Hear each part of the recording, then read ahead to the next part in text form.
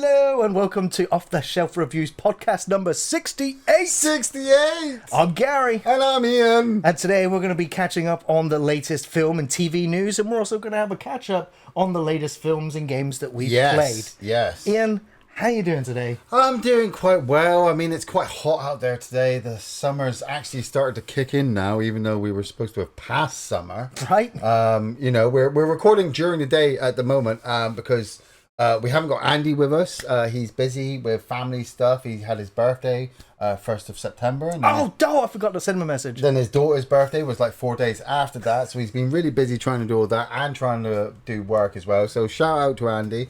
Obviously, Gary and I wanted to get a podcast in to keep up the flow. So we needed to get the time in, but we didn't want to do it late. So we're sat here during the day. Yeah, with nice the early fucking one sun today. Out. I have a few things I needed to bring up of things that we've watched. Or I say we... I wasn't watching it. The wife was watching it, and I just happened to walk in at the same time and be like, "Ooh, what's this?" And she was like walk in at one of those inconvenient, like odd, uncomfortable moments. Yeah, well, obviously because of all the like work I'm doing, I'm either off working or I'm off editing, and then I'm taking a break from myself, and so she goes off and she watches stuff on her own. But she started to watch Chaos on Netflix. Yes, this is the Jeff Goldblum. Cliff Curtis. Yes.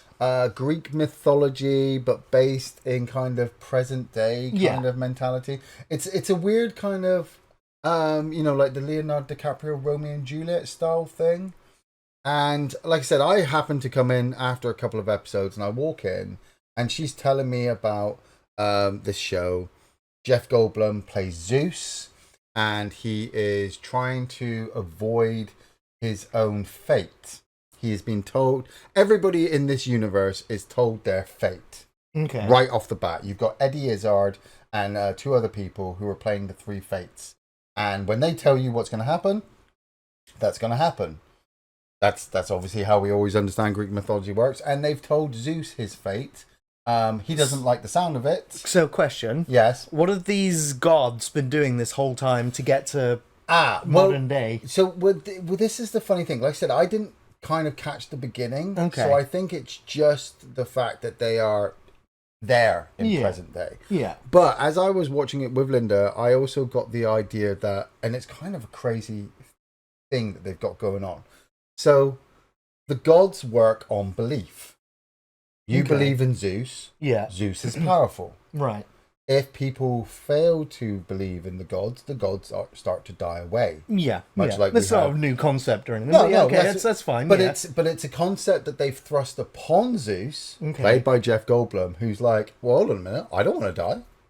So he now needs to convince everybody to believe in him. No, everybody already believes in him, but because of that, his fate is going to happen. What's his fate? Well, I could spoil it for you. Oh, but okay, right. I figured at the same time you'd probably want to watch it. And I do want to watch it. If the people in the chat haven't, but these are the questions that it's bringing up already. That's it. Well, like I said, I was first really, really surprised about how violent it was. It's like The Boys, but in Greek mythology. Okay, so it's gory. Yeah. Harsh language. Yeah. Nudity. Yeah. All right, I'm in. Here's a little thing. You know Hera, whatever her name is. Yeah, Zeus's wife. Yeah. You wouldn't believe the amount of other people she fucking behind his back. Man, well, those Greeks are always up to no good. There's a lot of shit going on. And Jeff Goldblum is just so sublime because he's so cool and charismatic and funny when he starts talking his stuff. Is he playing Jeff Goldblum or is he playing Zeus? He is playing Jeff Goldblum Zeus. Okay, really. Right. But then at the same time, when they mix in like the special effects of him being able to use his powers and destroy things, you're like, oh, I could really go with Jeff Goldblum being Zeus. Okay. Linda finished the first season. It should be heading to a second season, but unfortunately it is on Netflix, so there's a high chance that it could get cancelled. Right. But I don't know. For me, it felt like it was going to be a one and done season. It doesn't look like it's something that's going to roll on for years. I thought it was as well, but when it ended, I was like, okay, you've still got a few things that you need to tie up. Okay, so they're looking for more, maybe. Yeah, Cliff Curtis obviously is absolutely great as standard. The other show that I got Linda to get into, now I'd been waiting for her to watch this for a little while, but because I was intrigued by it, but I wanted to give it at least 2 seasons before I got into it. It's now on its 4th season.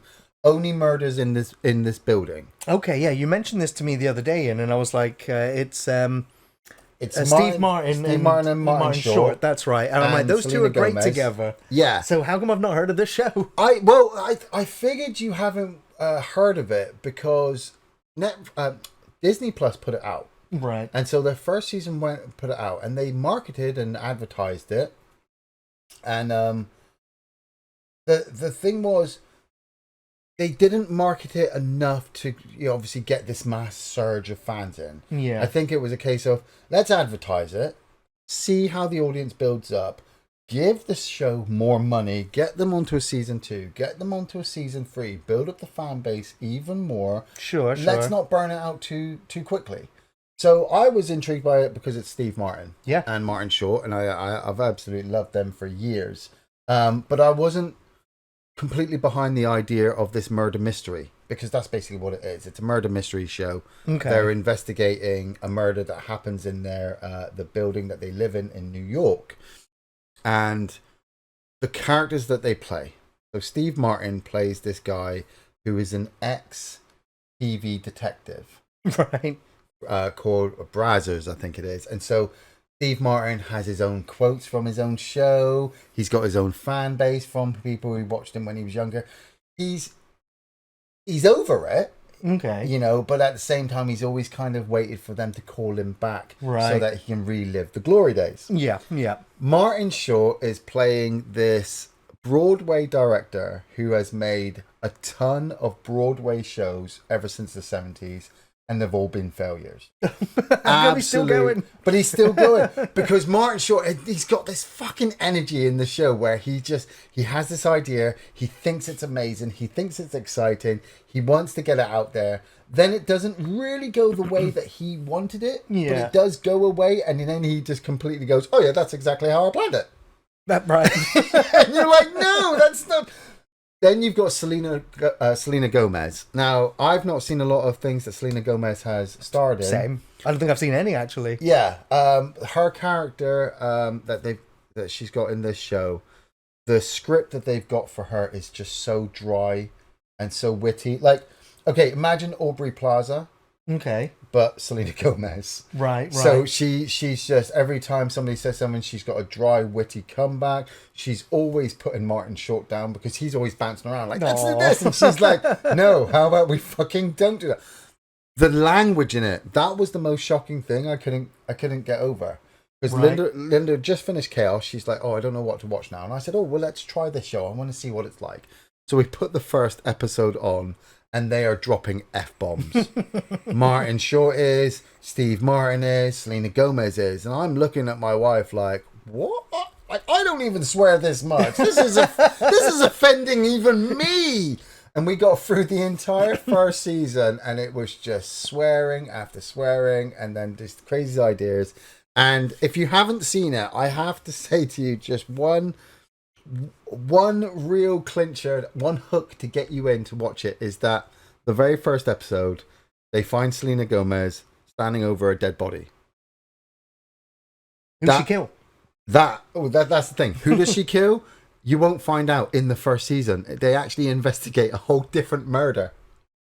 What? Yeah, exactly. And so at the end of it, when you get to that shot that you started the series with, I was amazed because I was like, man, this writing, it started here. And it ends there too. And it ends there too, but everything in between was all over the place that I totally forgot what happened at the beginning. So when it came at the end, I was like, oh shit, I've got to get into season 2 now. If you're intrigued to watch it, trust in Martin Short. What's it called again? Only Murders in This Building. Only Murders in This Building. Okay, yeah. Building. I definitely need to check this out. Trust in Martin Short. If you can't, then trust in Steve Martin. And if you can't trust in Steve Martin, then who can you trust? No one left alive. Exactly. Yeah, no one left alive. The last thing I'm going to talk about as well is a computer game that my wife and I, we only actually completed it yesterday. So we're feeling pretty good about ourselves. Snipper Clips. I don't know if it's on any other platform. We're currently playing it on the Switch. I don't think I've ever even heard of it. It's a puzzle game. I think it's only recently just came out. And you've got 2 shapes. 2 different... One's red, one yellow. They've got little faces on them. Those are colours. Legs. Oh yes. Yes, but the shapes that they've got, I don't know how to. They're like, I suppose they're kind of like the ghost shapes from Pac-Man. It's got a kind of curved head and then a flat bottom, and one shape can cut into the other and make the shape into different shapes. Okay, and then you have a puzzle on screen that you have to try to solve. So, like the one that we were trying to do last night, you've got this kind of weird goo coming down, and you've got to get a chicken from one spot to his chicken house. Sounds like the most abstract thing I've ever heard. Now, the goo coming down, when the goo touches the chicken, it makes the chicken fly away. So you've got to, one of you has to pick up the chicken to carry him, right. And then one of you has to be like the cover to cover the chicken so that it doesn't get gooped on. And so you have to cut the shapes into different shapes to make chicken. It was so fun. Really worked our brains. We only actually used a walkthrough for one puzzle. And then after we did that, we were like, how the fuck did we get that? It's so goddamn obvious. But I put it on the fact that we'd done 6 puzzles before that. So our brains were like... Oh, GG on finishing it. Yeah, because I don't actively buy puzzle games that much because, brain teasers. That's it. The last one that Linda and I did was the Tomb Raider trilogy. And I just enjoyed the fact that we played this game and had to solve the puzzles ourselves together. I wanted to get another one. I saw this one. It looks very kiddish. Yeah. But at the same time, I would say that for any adults to just at least try it out with your kid. You know, you can play it one player or you can have up to 4 players playing it. So... yeah, so Snipper Clips if you get to try it out. Snipper Clips. What a name. Alrighty, well, yeah, I've got some stuff that I did finally catch up on. Yeah. Watched a couple of films, and one of the first ones I want to talk about is a film called Oddity. Right. It was the poster released, and it looked like what's-her-face from Game of Thrones and Star Wars. Captain Phasma lady. Oh, yes. It looked like her on the cover, but it's not. But the poster was pretty cool. It's got her on the top, and then it's kind of mirrored with like a demonic thing underneath. Yeah. I was like, the poster looked really cool. Didn't recognize the director, writer, actors, any of them, but I was like, it looks cool, but I didn't immediately go out of my way to watch it. But a couple of people said, actually, Gary, might be worth a watch. It might be worth a shot. I was like, okay, and then I mean, I'm always this way when it comes to Shudder movies. Now, Ian and I have said before, like on some film reviews, like when it comes to Shudder, we're just like, no. But over the years, like I had a Shudder subscription when Shudder first started. I subscribed. Yeah. Because I was like, it's a horror channel for streaming, and then it was filled with like asylum movies and sci-fi or sci-fi movies. Yeah, you know, they were sci-fi. The bottom barrel. You know, you wouldn't even buy them from a bargain bin kind of movies. But over the years, over like 10 plus 20 years now of Shudder. Yeah, it's going for a while. Like they're not only just streaming other films, they're now making their own, or people are making movies and selling them to Shudder streaming. So over the years, they've been getting some really good filmmakers and some quality films. And so I knew Oddity was a Shudder movie. Mm-hmm. So I had my reservation. I was like, it's going to be cheap. It's going to be low budget. It's going to be amateur. Yeah. But what Oddity actually really surprised me. Because it felt like a really well-made film. It felt like it had a bigger budget than it did, despite being very minimalist. Yeah. So the story follows a psychic medium who attempts to uncover the truth behind her sister's murder at the site of the crime scene a year later. It was written and directed by Damien McCarthy, and it stars Carolyn Bracken, Johnny French, and Steve Waugh. Oh, well, yes, you say psychic medium. What else is she? She's also blind. Oh, yeah. Oh, I told you to go with that every time. She's a blind psychic medium. And the obviously she's there to like figure out what happened to her sister. So so no spoilers that her sister dies in the opening of the movie. Yeah. But then when we cut to the blind psychic medium, I at first I thought it was a different actress, but it's twin sisters, and after a while I was like, no, you're the same actress. It's like, you're doing really good. Like, these two characters feel completely different. Oh, nice. But yeah, well, one's blind and one's not. Oh, exactly. Yeah, so she did it really well. She played blind well. Yeah. She also played a psychic medium well. So yeah, it's very minimalist. It all takes place in like 1 or 2 locations. Yeah. It's a great house or a great set. And it teases that there might be something supernatural going on, but for the most part, like you kind of have to figure it out as you go. I don't want to jump to the ending, but she has this like mannequin that she's brought to give to the I guess her sister's husband, and it looks really demonic as all hell. So you're like, whatever supernatural is coming from, it's coming from that weird mannequin thing. But yeah, like it was effective in terms of its mood, its atmosphere, and its use of silence and shadows and the creepiness factor of being alone, like in a house like outside of town on your own kind of feeling. And for a low budget Shudder movie, I was very, very impressed. Now I've given it like a score because these are mini reviews. I feel like a score helps figure out how good I think the film is. So I'm going with a 6 out of 10. But it's a really solid 6 out of 10. Like, it's not amazing, but it's way above average, and it's certainly worth a shot, especially as October season and Halloween season is coming, and we're on the lookout for films that, maybe we've seen all the greats, we've seen all the goods, and we've seen all the new ones. You want something if still Oddity spooky. is like one of those that you're thinking, maybe I'll just pass on it, maybe give it a go. It's actually quite worth a watch. Nice, Oddity. The next one we'll talk about is the one that people have been going on about for like 10 years, I feel. Longlegs. Yeah. Does this film have long legs? I don't know. I think it sprinted all the way here for everyone to go, yes, watch it. And then everyone's watched it and then they've moved on. And I was like, wow, okay, I'll just wait for it to come out on DVD and catch it then. Because like Longlegs, like everyone wanted Longlegs, and then it came out, and then everyone went, "Oh, we want Romulus." And I went, "You've just had Longlegs. You're on to Romulus already? Calm down." So Longlegs is a story in pursuit of a serial killer. An FBI agent uncovers a series of occult clues that she must solve to end his terrifying killing spree. And again, this comes from just like Oddity, it's a single writer-director. This time it's Osgood Perkins, and it stars Maika Monroe, Nicolas Cage, and Blair Underwood. And I have to say, this is definitely a contender, I feel, for one of my favourite films of the year.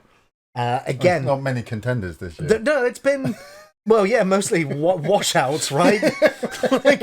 I don't mean to rain on anybody's parade, but what else has come out this year that's as good, maybe, as Longlegs? Dune Part 2? That's not really fair. I mean, that's a part 2. Longlegs has a long to go. Deadpool Wolverine? All right, yeah, okay, yeah. Longlegs, Deadpool, Wolverine, okay. Yeah, there's definitely 2 contenders for me anyway. But yeah, it just like Odyssey, sublime cinematography.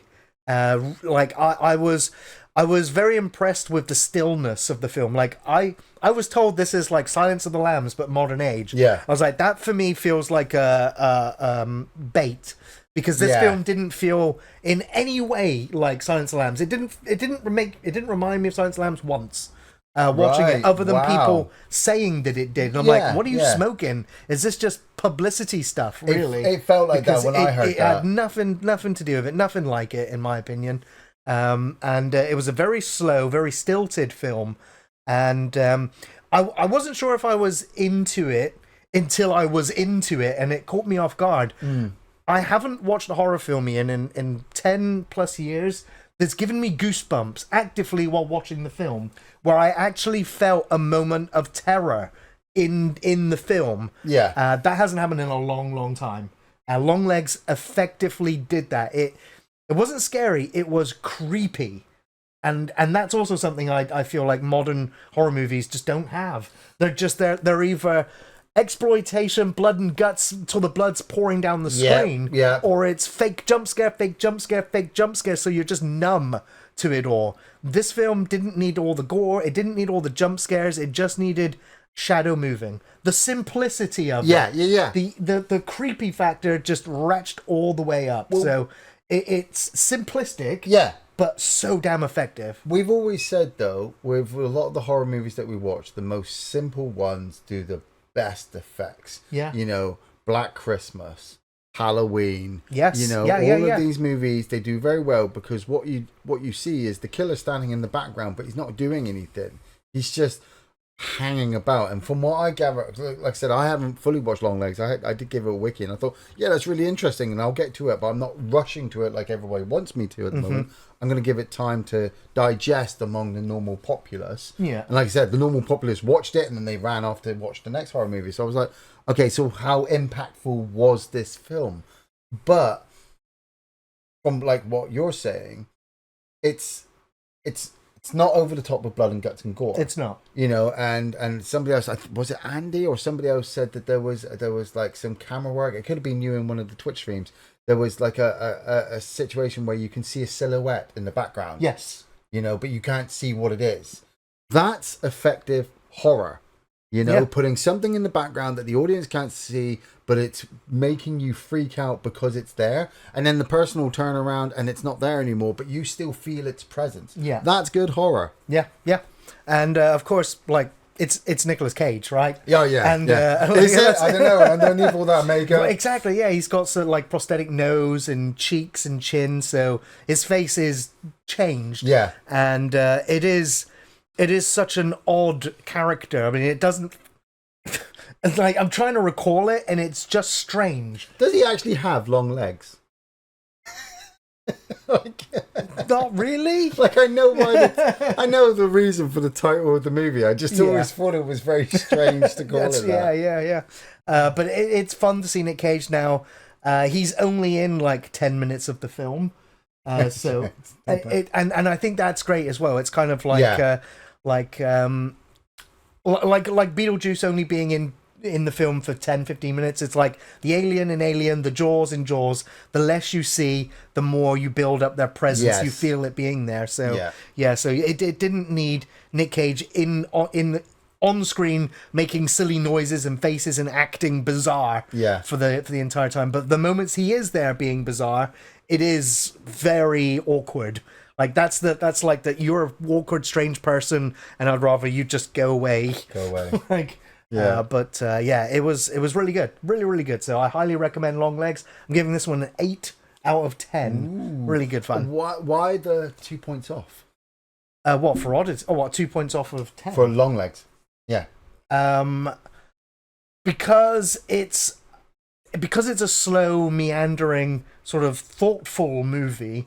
I do honestly like. I mean, I love films like Seven. I like my crime thrillers when they are slow and thoughtful. But overall, I do prefer my production quality to be turned all the way up. I do like my blood and guts and violence and everything else. I also do like very, very memorable killers in the films. And also something that I would like to rewatch more than once. Long Legs was, for me, it was almost a one and done in that regard. But for me, like an 8 out of 10 is still, like, there wasn't anything I feel like Long Legs could do and make it better. I feel like the final act, where everything is explained and everything comes together, it's kind of like, oh, it was that? Okay, I mean, it works for the film, but it's fine. It wasn't anything like groundbreaking or exciting. But it didn't feel original, but it didn't feel like it regurgitated everything that we'd already seen. The crazy thing is, that's what I'm saying. It's like, I just watched the hype build up for Long Legs, and you know, hype is what hype is, and it will always be.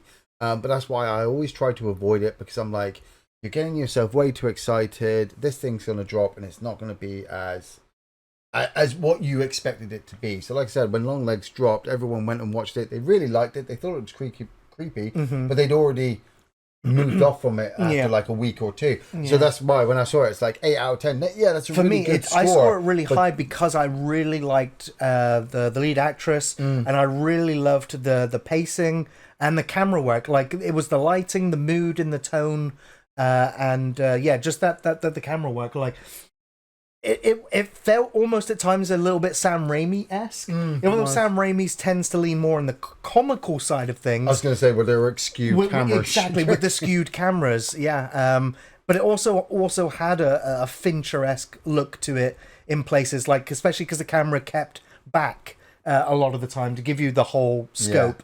I really, really enjoyed it. Nice.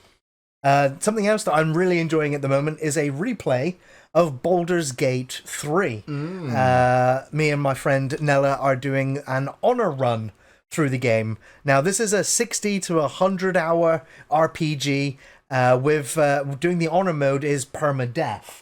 And so your save file gets deleted if everyone in the party wipes. I think it's a great game. I think it's a masterpiece, and made so lovingly by Larian Studios, who have patched and fixed and added so much extra to the game. now long after it's actually released, and they've just released patch 7, which is like their largest to date, and they've said they're still going to patch and fix things, but like that's it now. They're ready to move on to start making their next game. But it's amazing that they've continued to work on their release like a year afterwards. They've not charged anybody for all these patches and updates. Like, they're opening the game up to the modding community. I think it's honestly a real gift for gamers. And so currently on Act 3 now, the final act of this Honor run. We've had a couple of close calls, but that's what makes it tense and exciting all over again. That like, if we screw this up, we're losing 60 hours of game time. We don't know if we want to do that again so soon anyway. But Baldur's Gate 3, if you've not played it yet, it's available on almost everything now. It's worth, if you've never played it, just watch a trailer, watch a snippet of gameplay, see if it's for you, and if it is, like, absolutely go and get it now. Especially now that it's been so heavily patched, it runs very well. Okay, so next thing I've been playing a lot over the last couple of months now is a board game called Tainted Grail, The Fall of Avalon. The Grail! The Grail! The Grail! What is your favorite color? So it's, I mean, believe it or not, we've been playing the game for about 2 months now. We've still never even traveled to Camelot. And that's because I keep saying, well, it is a silly place. Let's not go there. Silly place. And then when one of the characters in the game said, don't go to Camelot, it's a silly place, I was like, no. I was like, that's fine. Like, it's a self-referential game. It kind of knows. But it's set in a post-apocalyptic Arthurian legend, mixing Celtic mythology, So there's monsters and demons and all kinds of mythological creatures. And it's in a world where the weirdness is what they call it. The weirdness is consuming everything, and they have these Menhir statues which send out the light to keep everyone safe. But the Menhirs are dying. The light is shrinking, and the weirdness is claiming everything. So it's kind of got this grim, dark fantasy sort of nature to it. And you play up to 4 different characters that travel around the map, having, like, those, like, choose your own adventure kind of books. It's got one of those books that accompanies it. It's got an interesting fighting and exploration system.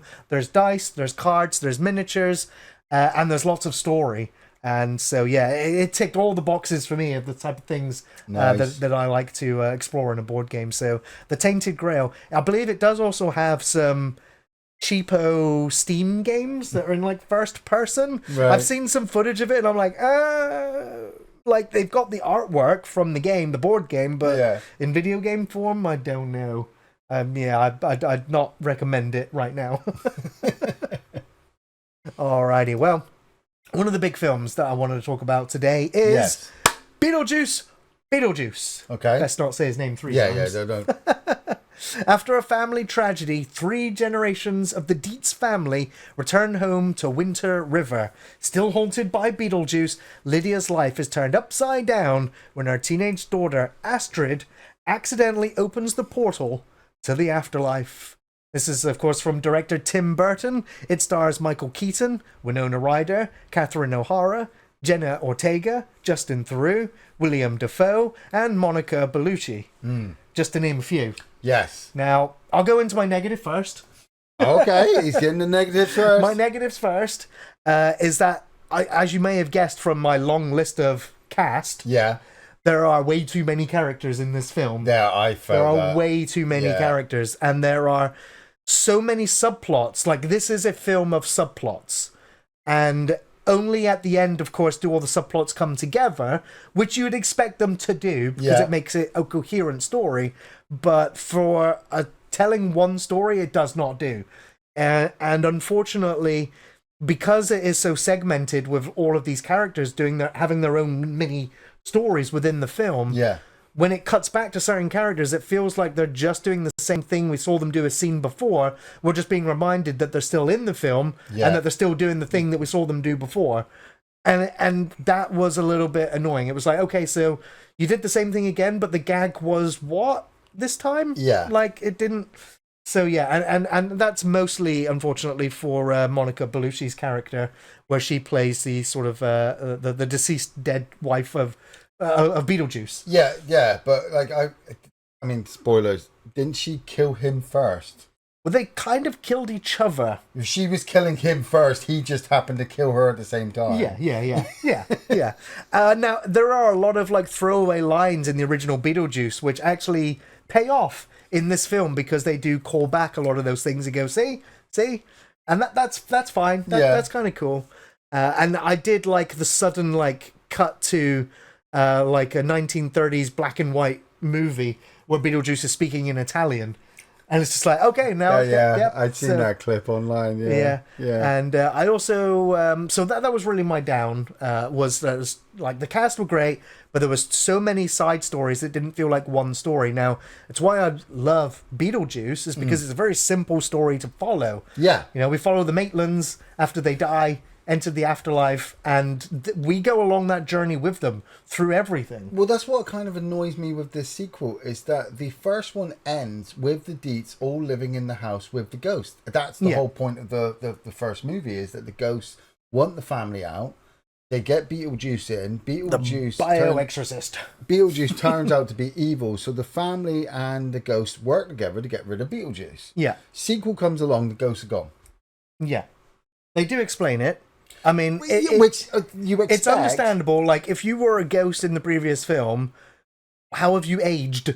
Well, I get that. But there's somebody I worked with also mentioned the same thing with Beetlejuice. Mm-hmm. Is that Beetlejuice looks older?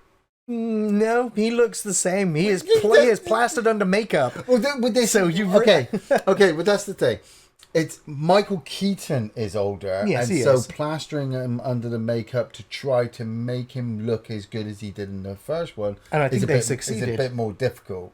I think they succeeded really well. Oh, okay. I think you put them side by side. I think you can nitpick it, but I think there's no clear like sign of aging. Unfortunately for everyone else that was in Beetlejuice, they are clearly older. Yeah. And that was annoying, I guess, like Winona Ryder's character, Lydia, when she turns up and she's got the same haircut as she had in the original film. I'm like... Hey, I've got to give Beetlejuice credit. At least her daughter actually looks like her child. Right, yeah. And is not some kind of random genetic fucking freak like Afterlife did. Yeah, you can believe the entire family line. Yeah. And that works. And Jenna Ortega's really good in it as well. But yeah, I mean, what I liked was the entire cast, and I was also very curious to see what they were going to do with a certain actor who played Charles. Yes. In the original film. Yeah, that was the other thing that after we know what he did in his personal life, I was like, well, how are you coming back for? I would have, before I even wikied it, I would have done that as the plot. To get all the family back to that one location, you have a death in the family. Yeah. And what's a better way to get rid of a character, or a character that the actor has kind of ruined? You just kind of kill that person off. Well, I like that they got rid of the actor. Like, he's retired, he's out of the picture, we don't want anything to do with him anymore. Yeah. But I like that they didn't completely disrespect the character. No, that is true. And the character gets... I mean, they keep his likeness. Like, there's like memorials to the actor in the film, but for sequences with him in it, they did a complete like stop motion animated sequence. Oh, right, nice. Which was really fun. And then for the rest of the film, when his character is around, well, he's missing a head. So, spoilers, he's headless. So, you can keep him around. How do you not pay an actor when you return? You just remove their head? You just cut their head off. Nice, good. I'm not going to tell you how it happens, but there we go. Good way, movie, good way. I did like there was lots of little Easter eggs to the original film, and during the opening credits where the camera's panning through like the miniature town, right. There's an upside down car in the river across from the bridge, and two ghosts stood beside the bridge. So I was like, so that's as close as we're going to get. And small spoiler, sorry for you haven't seen Beetlejuice yet. They do say that the reason why the Maitlands are not in the house anymore is that Lydia found a loophole in the system to be able to get the two of them to move on. So then they're no longer stuck in the house. They're not haunting. They can actually go to the great beyond. So I was like, that's kind of cool. I'm kind of glad, like, yeah, they got to be a family in the house, but then they did get to go and get rest. Yeah. So when I wikied it, though, like, obviously, we're not going to spoil it for people who haven't seen it, but what you're saying with how many plot lines there are going on, what I read of how it ends, it feels like it's leading to Beetlejuice, Beetlejuice, Beetlejuice. Possibly a third one. Which makes me think that all of the plots going on... the film has a good ending. It ends. But then it does have... And I was like, okay, credits. And then another scene was happening. And I was like, why are we getting this scene? And then, it felt like... maybe bait for another film, but it was not strong enough to make me go, I want to see Beetlejuice now. It was kind of like, why did you put that there? You don't need to do another one. And that was a crap joke to end on. Not good. Yeah. What's your score then? My score for Beetlejuice is a 7 out of 10. I had a lot of fun with this film. It is funny. It is inventive. It rings the nostalgia bell, but it doesn't put the bell over your head and then ring your head with you as the knocker. You know, like I said, a light ding-a-ling. Right? I loved... maybe it's because as well I've not seen a Tim Burton film. Well, then again, I've not seen a Tim Burton film I've liked in over a decade. Wow. So this was a return to form for me. Watching a Tim Burton film, I loved all of his skewed angles again. I loved the house. I loved the afterlife world. I loved the gags in there. Now, there was a fair few jokes that I was kind of like, nah, you know, but there was a few jokes where I was like, nah! You know, so there's your variance of my laughter. There was no I'm creasing, dying laughter moments. There was none of those. Yeah. But I was still enjoying the story and the weirdness and the craziness of where it was all going.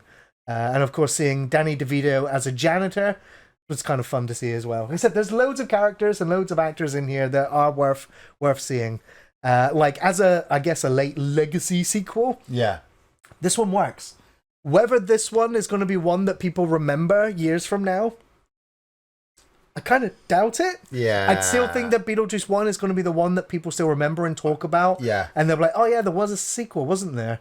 It's not that good. Yeah. But it's still good enough. Yeah. That I think it is worth a watch. Absolutely. Absolutely. So yeah, 7 out of 10 for that one. Next film I want to talk about, this is probably my lowest rated film on the list. Ooh, yeah. Trap. It's a trap! It's a trap. It is. It is for anyone who goes to see it. But then again, maybe you can just walk out of the theater, so maybe not. A father and his teen daughter attend a pop concert only to realize they've entered the center of a dark and sinister event. This is from writer-director M. Night Shyamalan. It stars Josh Hartnett, Ariel Donahue, and Seleka Shamalama Ding Dong. See, the name's passed on to the daughter now. It's hereditary. No, that's the other director. Oh, right. No, yeah, that's Ari Aster. A trap. Man, I'll start with the good. Josh Hartnett. On to the bad. Right, okay. I was expecting you to say Josh Hartnett again. No. Josh Hartnett was just the good. Right. I'd also say the actress that plays his daughter in the film was also pretty good. Yeah. Unfortunately, Seleka Shyamalan, not so good. She's not I don't like pop music anymore. I couldn't really rate her pop songs in the film. Her performance was wooden and amateur.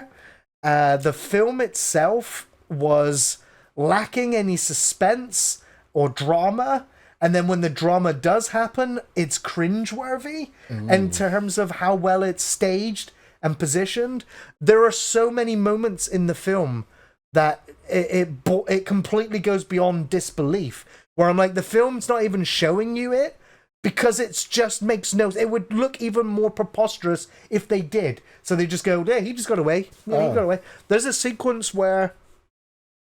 I'm not going to go into too many spoilers because it's still kind of a fresh film that's out. But there are so many sequences where he's trying to get away from being caught, and he just does, despite the fact that there are so many people there that should see him. There's a sequence where he is in a stretch limo. Yeah. And it is surrounded... And the security turn up to the car to get the guy that's in there. And they shoot the guy. And then they open the door and he's not there anymore and he's gone. And then it cuts to him in the crowd looking on. I'm like, we didn't even see him get out, yet alone prop up something in the driver's seat. There's sequences where he pushes people down the stairs. Nobody notices it. There's so many things where he does stuff and just nobody sees it. And he gets away with it again and again and again and again. I'm like, is this a comedy? And I'm just not laughing. Yeah, it sounds bad. It is bad. It is so awful. Like, I honestly felt like I enjoyed the Happening more than this one. Oh, and you don't like The Happening. I don't even like The Happening, but at least there were some memorable moments in there. Yeah, The Happening has a lot to go for it. Oh, man, I honestly cannot believe how bad Trap is. Like, because I've been one of those that kind of likes to defend M. Night. When people are like, oh, he's lost a touch, he should stop making films, I'm like, no, I still think he's good. You can't defend him all the time. I can't, no. I was kind of the same, like you said, with Sixth Sense coming out, I kind of like The Happening, but I like The Knowing more. Oh, no, was that? The Happening is the one with the killer bushes. Yeah. The Knowing is the one with Nicolas Cage. Did he do The Knowing? Yeah, Nicolas Cage did. Yeah, no, M. Night didn't do Knowing. No. What I'm saying is that the two. That's why I'm confused. The two movies came out kind of at the same time. Did, yeah. And everyone was like, "Oh, M. Night Shyamalan, yeah, with The Happening." And then I watched The Knowing, and I'm like, "Well, The Knowing is a superior movie." Oh, I absolutely agree. Yeah. Old. I remember when Old came out. Everyone, it was I actually like Old. That's the newest thing, but I actually prefer Knock at the Cabin more than I enjoy Old.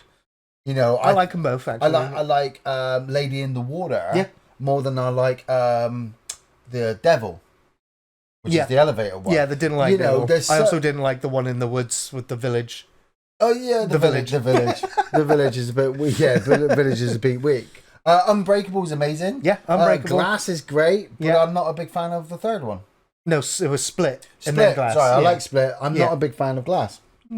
I saw the trailer for this, and I was a bit like, oh, this looks really good. And then I saw M. Night's name on it. I went, yeah. So there's going to be a twist. I'll always continue to watch his films, but it feels like this one was a de-evolution of his craft. Yeah. It just feels like it was several steps back. I feel like the twist in this movie is, oh, he's the killer. Yeah.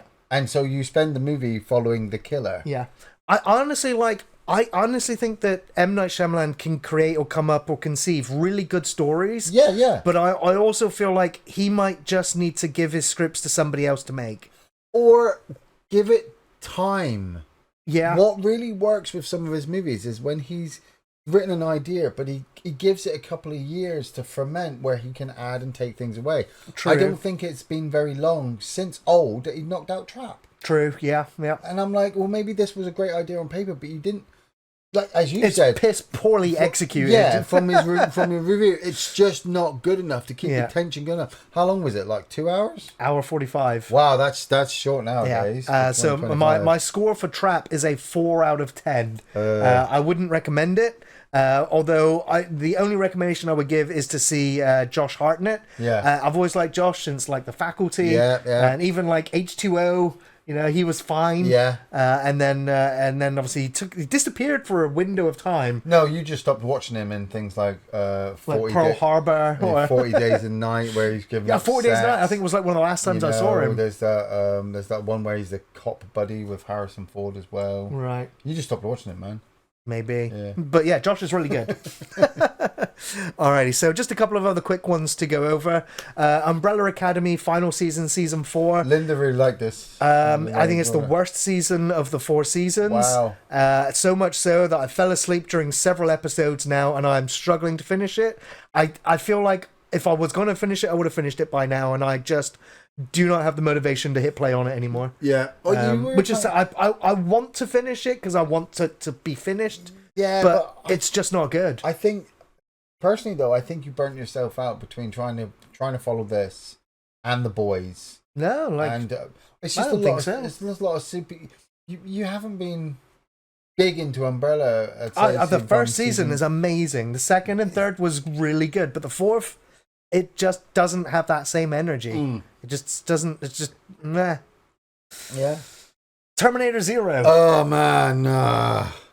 I'm giving this an epic fail award of 0 out of 10. Yeah, because this was dreadful, my opinion. I really tried. I was out of that show 5 minutes into it.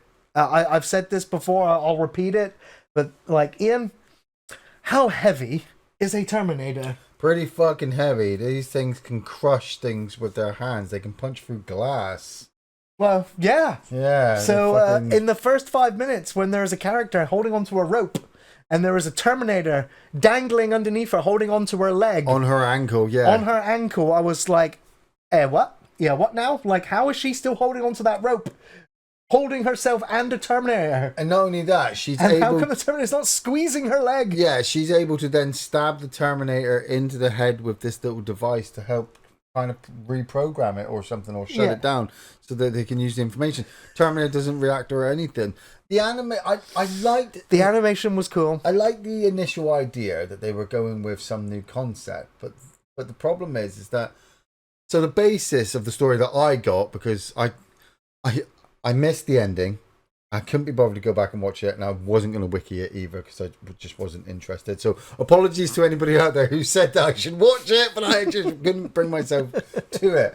But it followed this Japanese guy who knew that Judgment Day was coming. He had an AI in Japan, and he was given the information that Judgment Day was coming. And so he was trying to prevent it, but there was just no way to prevent it because obviously over in America, you've got John Connor and Skynet doing their thing. That's how we understand it.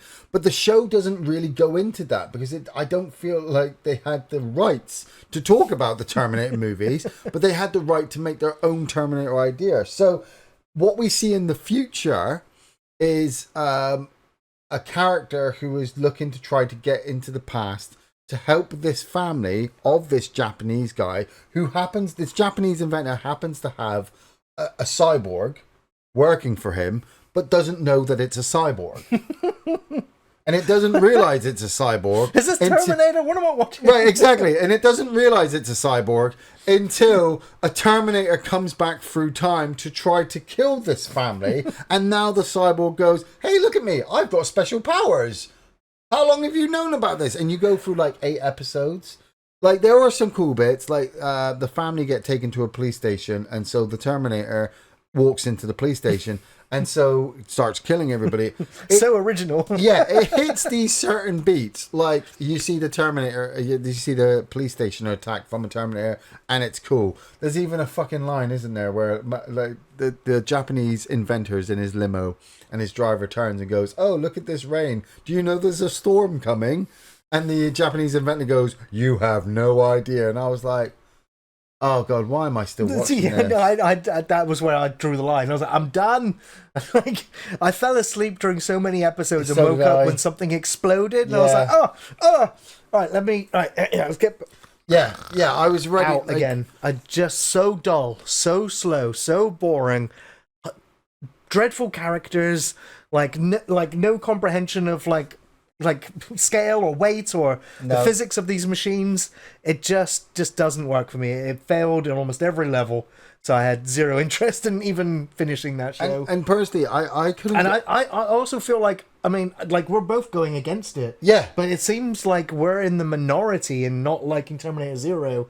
It seems like a lot of people really like it. It's very highly rated. Well, yeah, but so I'm like, what happened? What happened to me? I think it's another Romulus situation. Okay. And personally, I feel is it because it's better than Dark Fate? No, but I think it's a new audience of people. Okay, yeah. Going out and watching something new on Netflix that they've not ever seen before. Okay. Terminator Zero. They're like, oh, I don't know much about Terminators or stuff. It looks cool. I'm going to watch it. And then they watch it and it's just a cool idea. They enjoyed it, but they've moved on already to something else. Where I'm sitting there studying it, trying to analyze and understand how this sits in the Terminator franchise universe. And I couldn't I couldn't get it to not at all. Because every Terminator has its own timeline now. Well, other than the first 4 for me. But I couldn't. I fell asleep through the last episode. I got really bored. I couldn't keep up with it. My own fault. It was late as well when I was sitting down to watch it, and I am old. But I couldn't bring myself to go back and understand why. Because if I understand Terminator as well as I do, they were going to kill that Terminator that came back in time for them. Yeah.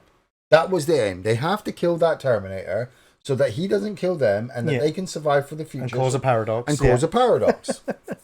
So once I realised that, I'm like, well, why am I going back to watch it? They're just going to do what every other Terminator series has done before them and defeat the enemy. But I didn't care that they defeated the enemy. That was the other trigger. Yeah. I didn't care for any of these characters or why they were doing this. Why this inventor had made this cyborg. How he'd invented it. I have no fucking clue. He spent 4 episodes talking to an AI, and the AI just kept basically saying to him, it's going to happen. You can't avoid it.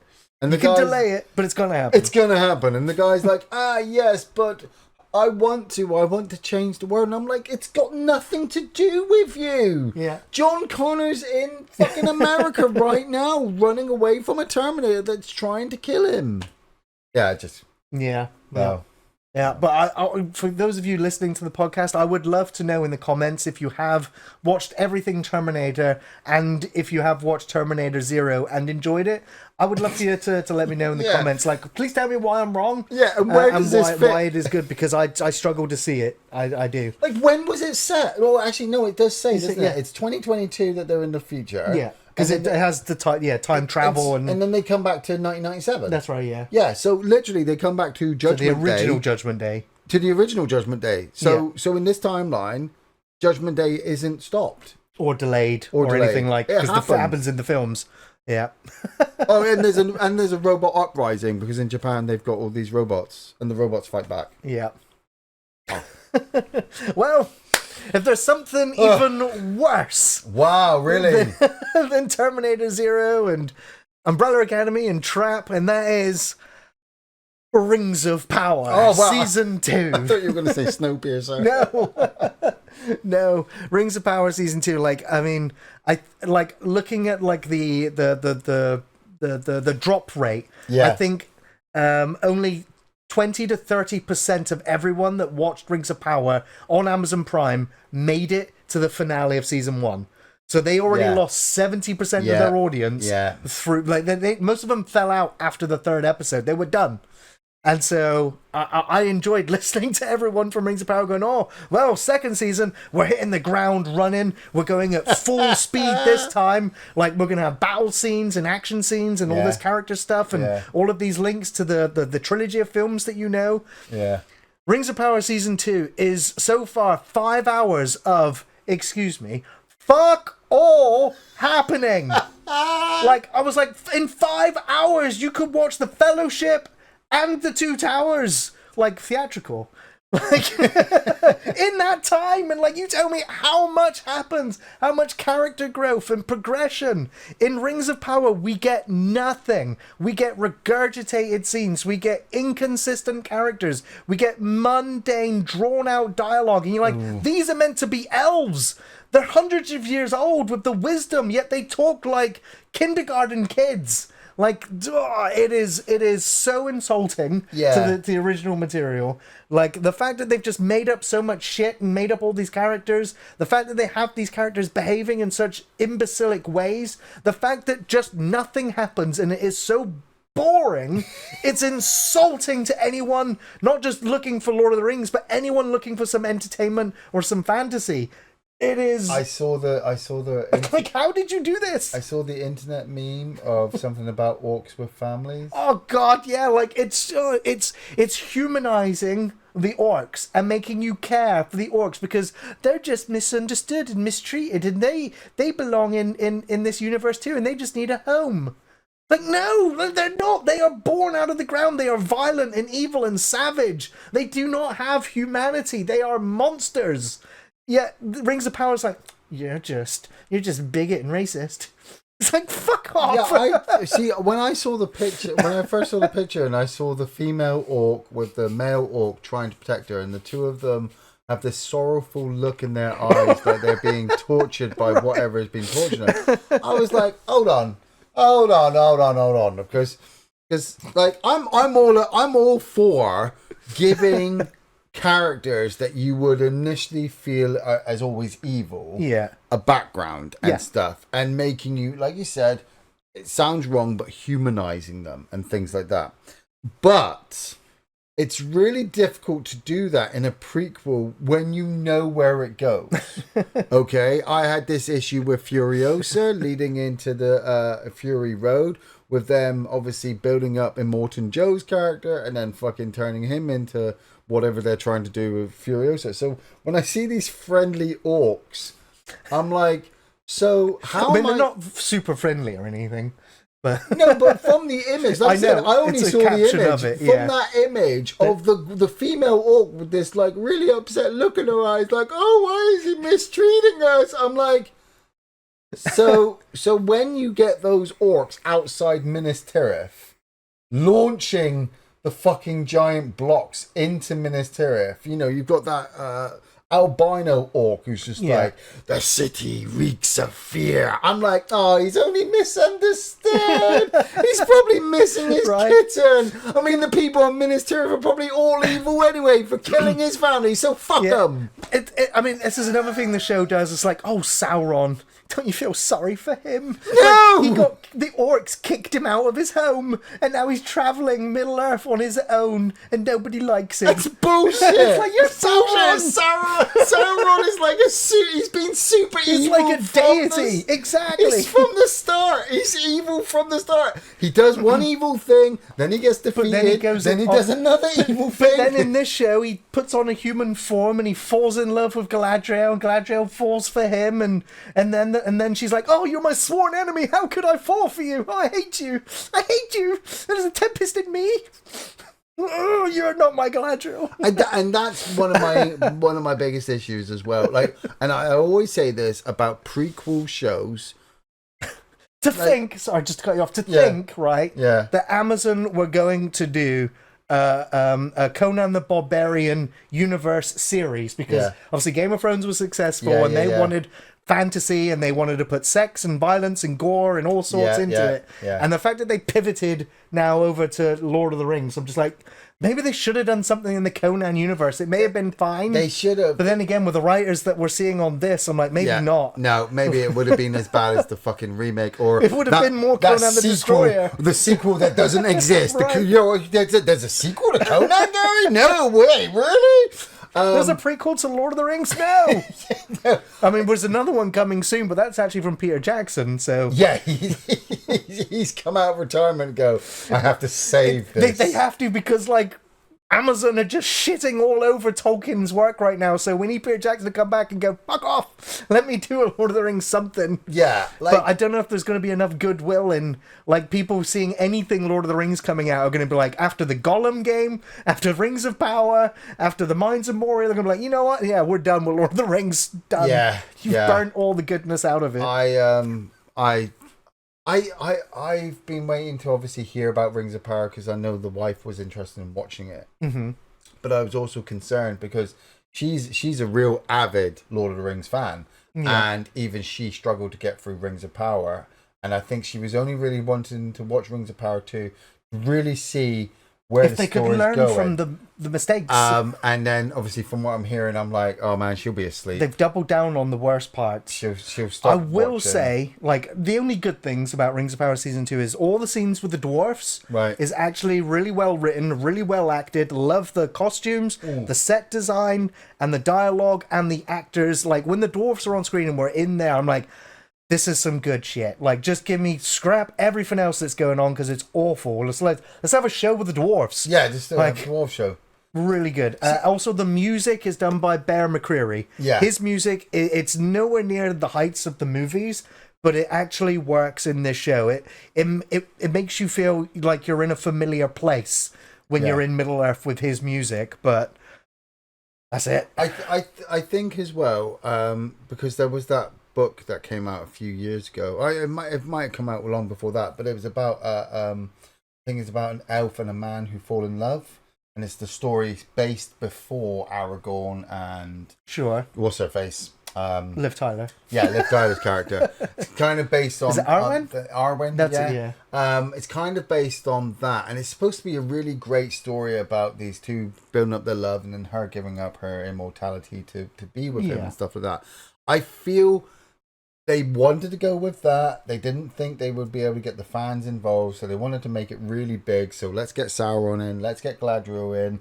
Oh, let's make them the love interests and see how that works for the fan base. but forgetting that the fan base aren't fucking idiots and are just going to be like, well, we know the two of them aren't together in the future, so something bad's going to happen. Is it because he's fucking Sauron? Right. You know, hey, Galadriel, I brought you a ring. Oh, I hope it's not evil ring. It does. It feels like the worst kind of fan fiction that then just got picked up and adapted. Adapted. Like, man. So yeah, but I'm looking forward to watching the rest of the season 2, just so I can just see. I mean, if you, it's like slowing down to watch a wreck. I mean, and now I've pulled over, and I'm like, you made it through 3 I'm gonna seasons. watch it burn. You made it through 3 seasons of Picard. You can make it through this. Well, I mean, 2 terrible seasons to get to a good one. So 2 terrible seasons of Rings of Power to get to a good one. As if they get a 3rd season. I mean, did you do both seasons of the Halo series as well? Yeah. So you'll sit through some shit. I will do, because I do like watching a wreck. It's just that when I'm actually care about an IP, I guess, like watching it get hurt, like I get ratty. You made it all the way through City of the Dead with The Walking Dead, didn't you? Yeah. And I'll take some more of that. Daryl Dixon show was good. I'll take more of that. The Michonne and fucking what's his face coming back. The Ones Who Live, yeah. Well, I got at least 1 or 2 episodes out of that. That was good. Dexter New Blood, you enjoyed that as well, didn't you? Yeah. I mean, so I like a lot of shit. So, like, if I say something shit, then you better believe it.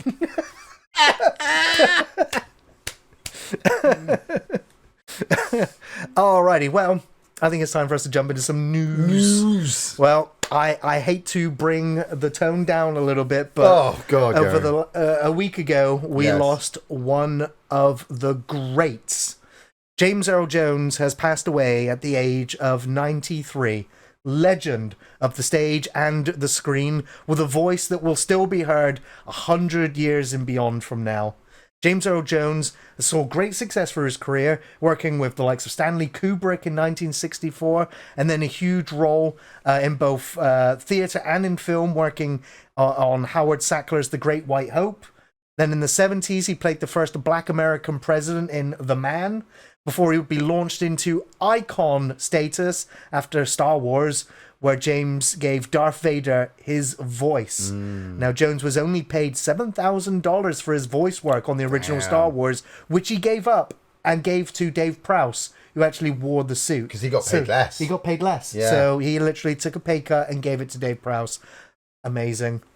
But Jones will be remembered well for his voice acting across a number of films, including The Lion King, Conan the Barbarian, Empire Strikes Back and Return of the Jedi, Coming to America, Field of Dreams, The Hunt for Red October, Patriot Games, In Clear and Present Danger, and so many more. Yeah, you just know that James Earl Jones was the massive icon for young, obviously African American black actors coming up through that time to as well, see him in his position, to be like, look, we can make it. We just need to work as good as him, because he just had such a presence on screen and on stage. Yeah. Mark Hamill posted a heartfelt message on social media saying, "Rest in peace, Dad." LeVar Burton also sent a heartfelt message saying, "There will never be another of his particular combination of graces." And George Lucas paid tribute by saying James was an incredible actor, a most unique voice both in art and spirit. For nearly half a century, he was Darth Vader.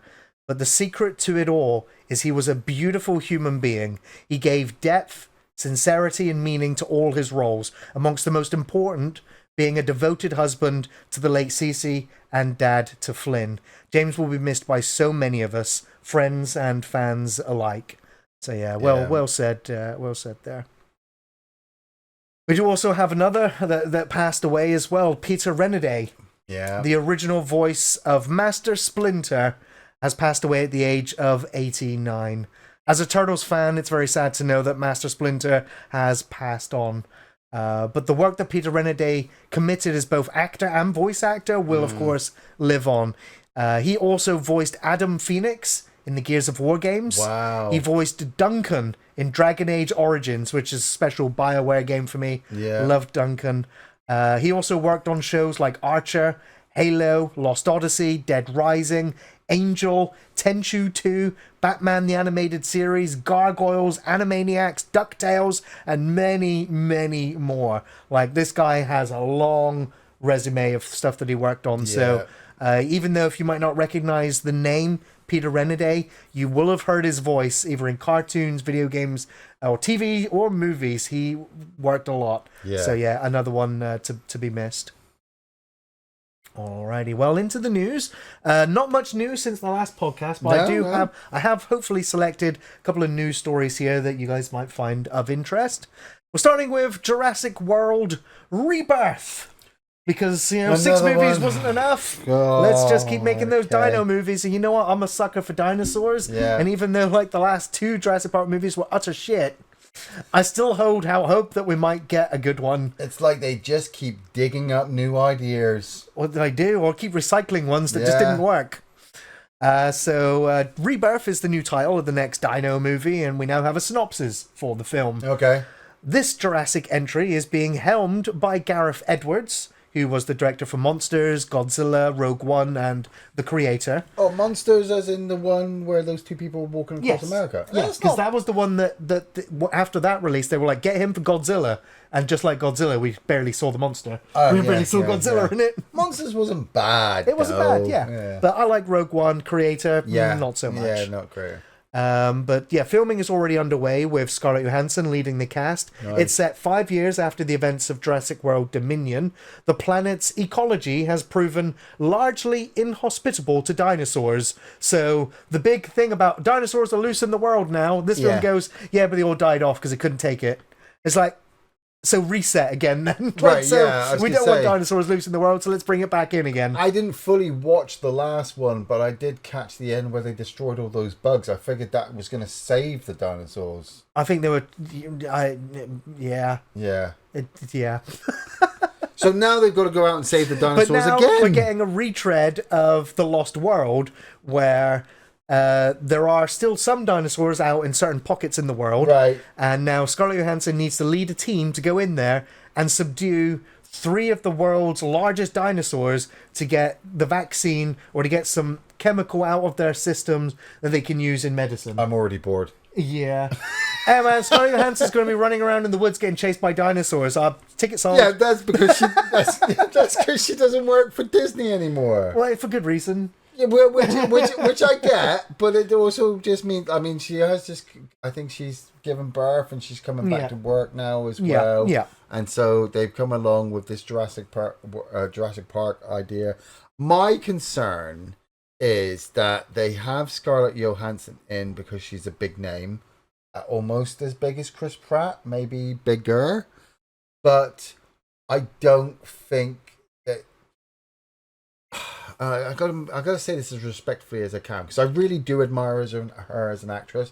I think she does great work, but this feels like a step back for her to be in a movie which is largely just going to be special generated effects again, just like the Avengers movies. Yeah, but it's also the 7th movie in the franchise now. But I get that she's going to be the new Ellie Sattler, right? But is she not just also being utilized as eye candy? Bit of both, yeah. And what am I going for a Jurassic Park movie for? To see dinosaurs eat stupid people. Yeah, but they're not going to, are they, Gary? Well, I hope so. They haven't done for the last 3 movies. Right? Yeah, you do that look, okay? There hasn't been a good Jurassic Park movie since Jurassic Park. Even I like Jurassic Park 2, and I still don't understand how the fuck the T-Rex got out of the fucking base of that shit. If they screw this up, I heard that they're remaking Anaconda. So, yeah, come on, with Scarlett Johansson? No, unfortunately not. Oh, no. Okay, well, on to the next news story. Yeah. This is more of not really much of a news, but just to let everybody know that there is a really cool looking documentary coming soon called Superman. Yes. And this is the Christopher Reeve story documentary that is getting a cinema release. And it's going to document Reeve's rise to becoming a film star.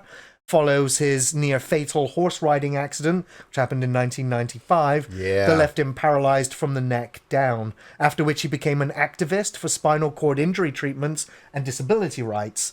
The trailer was very emotional, and it does cover the entire story in the trailer, and it can leave you... And the trailer itself is 3 minutes, and it will leave you feeling weepy afterwards. But Reeves was certainly a hero both on and off screen. He is my Superman, And I'm looking forward to this doc, and it's going to be releasing in the UK on the 1st of November in cinemas. Yeah. So yeah, like if you're a fan of Christopher Reeve or like know of his his activist rights, and or if you are like me, he is your Superman. Like this is a story that I really want to watch. Man, it's always hit me like ever since I was younger when I heard in the news that obviously he'd been paralyzed. Yeah. And I followed him as Superman, and then I watched things that he was in, and it wasn't very good. Like I'll use Village of the Damned, John Carpenter's Village of the Damned as an example.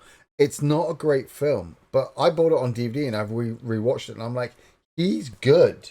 He sells this idea of this guy with a metal plate in his head trying to take on these psychic kids. Yeah. It's a stupid concept, but he still makes the film work, same as he made Superman work. Yeah. The moment you realise that obviously he's been paralysed and he has to spend the rest of his life confined to that wheelchair, it's heartbreaking. Because, it is, yeah. You imagine that you can't move from the neck down, but you're watching, or people are watching you fly around the world and lift cars above your head and do all this other stuff. Yeah. Yeah. And like, I can imagine it'd be so easy to just give up on life. Yeah. At that point in your existence. But he did so much like afterwards that, it's incredible. So I'd love to know the entire story, and hopefully this film really delves into all of that. Yeah. Did you ever hear, just go on a tangent. I saw a clip of it about a week ago. It was Ben Affleck playing the role. Do you know the original Superman on the TV show? Yeah. Came out, and a little boy pulled a gun on him. Right. Yeah. A real gun on him, and the actor playing the Superman at the time had to convince the child to put the gun down, because if the bullet bounces off me and hurts somebody else, you'll be in a lot of trouble. But it blew my mind that even like a 7 or 8 year old kid at that time could take a gun. I mean, we see it nowadays with many people who go crazy over characters in TV shows and stuff. That he's willing on killing this man to find out if he was Superman. Yeah. Yeah. Crazy. Yeah. But I also love that's like the way he treated that situation and talked him down. I was like, that's for me is also some of the best parts of Superman. Yeah. Like is his good-willed nature. He is Captain America. Yeah. He is the most morally upright and good person. And so I like when Superman helps people, not by needing to use his superpowers, by flying and catching and super speeds and fighting alien monsters and stuff. That's all great. That's entertaining. But I love the personal moments where Superman sometimes just flies down, sees someone who needs cheering up or talking to, and he has a few words of wisdom, and he flies off again and just helps brighten someone's day. Like those little story Superman moments, like, bro, you've totally got to watch the TV series. I do need to see that. Honestly, right? I'm sorry, I've got to spoil it for you because me and Linda have to go back and watch it. But they bring in Bizarro, okay, right? Who is like the opposite Superman? Yeah. Fucking Lex Luthor gets hold of him. Right. Lex Luthor is played by Abraham from Walking Dead. Nice, yeah. He purposely keeps killing Bizarro and turns him into Doomsday. And the fight sequence that you see between Superman and Doomsday, the budget, epic. The budget they put in there was fucking enough. I'm like, man, me and Linda need to finish the series. Nice, yeah, I definitely want to give that a watch. Alrighty, well, here's some, I don't know whether you can laugh or cry at this one. You gotta laugh! The Crow 2024 has now been tagged the worst film of 2024, joining the ranks of Borderlands and Madam Web as this year's worst movie. Yeah. The Crow has performed so badly that it will be following the trail of Borderlands and is now available to stream on Amazon Prime and Apple TV and Google Play and every other streaming platform on the planet from September 12th. So, well, 2 days ago now. Reviews have called The Crow a mess, saying it's uninspired, directionless, and worst of all, boring. I think I just possibly have seen the worst movie I have ever watched. Absolutely terrible and dire. 1 out of 10. Have you not watched it yet? No. You think I'm paying to go to the cinema to see that? No, obviously. No, I figured there were other ways for you to pick up the film. It should be streaming now on whatever. It's not on Netflix, unfortunately. But I think if it's on Amazon, I'm like, you know what? Yeah. What? It's not going to be. It's going to be paid for though, right? So you're probably still going to have to pay like £20 to stream it. Yeah. So they're going to milk this. Either which way, it's not doing well in cinemas, so you can now buy it everywhere else. I personally will only buy The Crow 2024 once I have bought the other movies to go along with it. Well, don't see that happening anytime soon. Seriously, because I want to buy The Crow because I haven't got The Crow on DVD and I need it in my collection. I think it's an absolutely fucking classic movie. Absolutely. Absolutely. And I've always kind of hated City of Angels. Yeah, sequel, I don't like it either. because I just thought it was a rehash of the first movie. Well, of course, it's one story, and it's just redone again. But at the same time, with this movie, which is like 2 hours long and it's supposed to be uninspired and boring, I want to go back and watch City of Angels. And I reckon it will fucking make... I reckon Crow 2024 will make the City of Angels look fucking good and well written.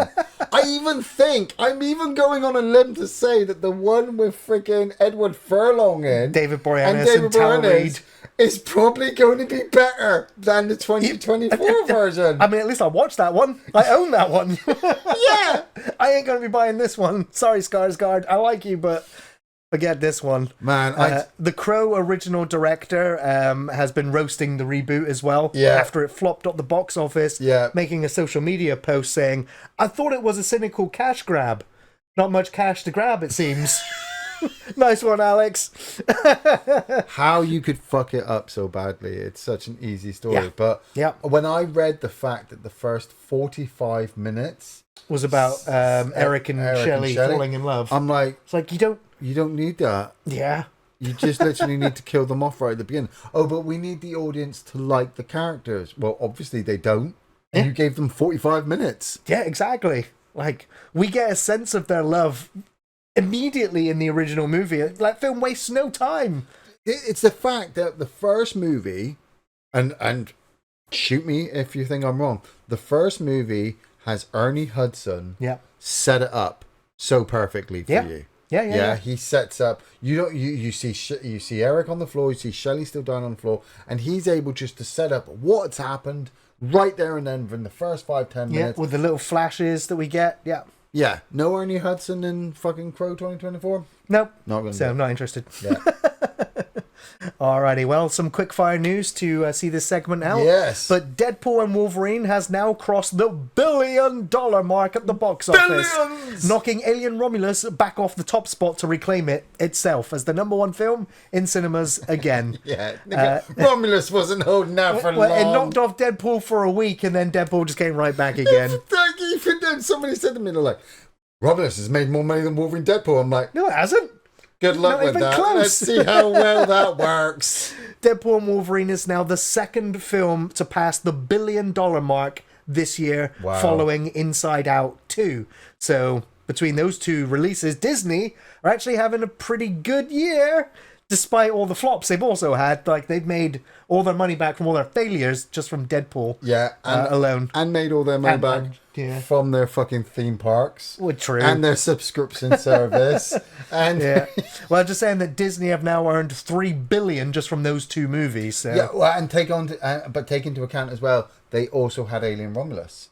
Another big hit. So three of their movies hit the $1 billion mark. Oh, fuck. Yeah. Well, Alien didn't hit the $1 billion, but it's like... Well, you said it was crossed the $1 billion mark at the box office, knocking Alien Romulus off the top spot. Take it. Yeah. Well, like, as in more people that week went to see Aliens than Deadpool, but then the week after, the other way. That's what I'm saying. Yeah. Loads of people went and watched one Disney movie. Yeah. Then they went to see another. Then they went and watched another one. Then they went back to watch the old one again. Right? And that mouse is like, pay me my money, bitches! Beetlejuice has now brought home $145 million at its opening weekend, making this the second highest grossing opening in September after Andy Muschietti's It films. You still got to make enough money to beat Deadpool Wolverine. It's not likely that Beetlejuice is going to beat Deadpool. Yeah, but it's a successful release for this film. So I'm sure Tim Burton is very happy. From what I've gathered as well, most people are fairly happy with Beetlejuice. I think on the first day of its release, I was hearing the negative reviews, but I think those have been washed out mostly by all of the positive ones. So I'm not, like, as I said, I'm not super, it's great, but it's definitely better than a lot of the other crap that's out at the moment. Yeah, there's a lot of crap. Well, I don't know why I included this as a news story, but it was a short news week, so I'll get from this one's only a few words. So, Happy Gilmore 2 has officially started production at Netflix nearly 30 years after the original film. Woohoo! Sandler is back on the golf course. Moving on. Alien Romulus just became the highest grossing horror movie of the year. Alien Romulus is now on the road to 300 million. In fact, with the Fede Alvarez directed horror sequels worldwide total now currently sitting at an impressive $285 million. This also makes Alien Romulus the highest grossing horror movie of the year so far, beating A Quiet Place Day 1, which finished at around $261 million. Which is interesting that Longlegs didn't make that. No. Like I said. But Longlegs, I think it is like a niche thing. Like, it doesn't have mass cinema appeal. That is true, but like I said, there was so much hype leading up to Longlegs coming out, but that it was so fresh, it was so new, it was this new horror movie, it had Nicolas Cage, it had so much going for it that everyone went and watched it and went, I'm good, now I've got to go watch Romulus, because in fact, it personally felt to me that people were excited for Longlegs, but they were actually just going to watch that to wait to see what Alien Romulus was like. And then they went and watched Romulus and went, yeah, actually Longlegs is a better movie. Yeah. You know? Yeah. I still haven't seen either of them yet. I'm massively more excited to see Longlegs than I am Romulus. There's a lot of things in Romulus that I have issues with, but I have to watch it, and I'm going to watch it at least 2 or 3 times so that I can turn to people and go, what the fuck's that all about? Why the fuck did they do that? And the next person that sits there and goes, well, I enjoyed it. I'm just going to stop talking to them, because you can enjoy it. I get it. You can enjoy the movie, but if the movie's plot, like we said with Rings of Power, doesn't make any sense. Like, if you met somebody who came up to you and was like, oh, what did you think of Rings of Power? And you told them all of the issues that you had with it, and they went, I still enjoyed it. Would you still want to talk to them? Yeah, because I'm like, you're a crazy person, and I kind of like crazy. So, I mean, I'm crazy. I'm still watching it. Well, speaking of Alien, yes, we got some more Alien news. Oh, okay. As FX have officially released the teaser trailer for Alien Earth. Oh, yeah. The story follows a mysterious space vessel which crash lands on Earth. Right. Where a young woman and a ragtag group of tactical soldiers make a fateful discovery that puts them face to face with the planet's greatest threat. I'm sorry.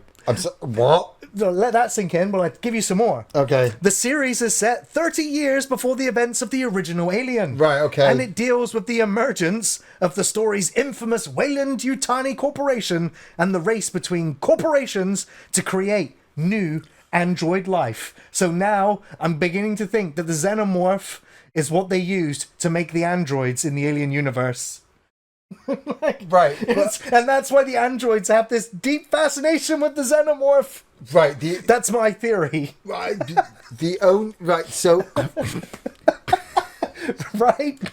Now, I'm going to try to be as calm as I can with this. Okay. Because obviously Romulus has set some issues with me with the Alien franchise, and obviously I've got some hey, there was no word of black goo there, you know. There is not. Now that brings me to my other point. Is that why are aliens on Earth 30 years before Alien? Yes.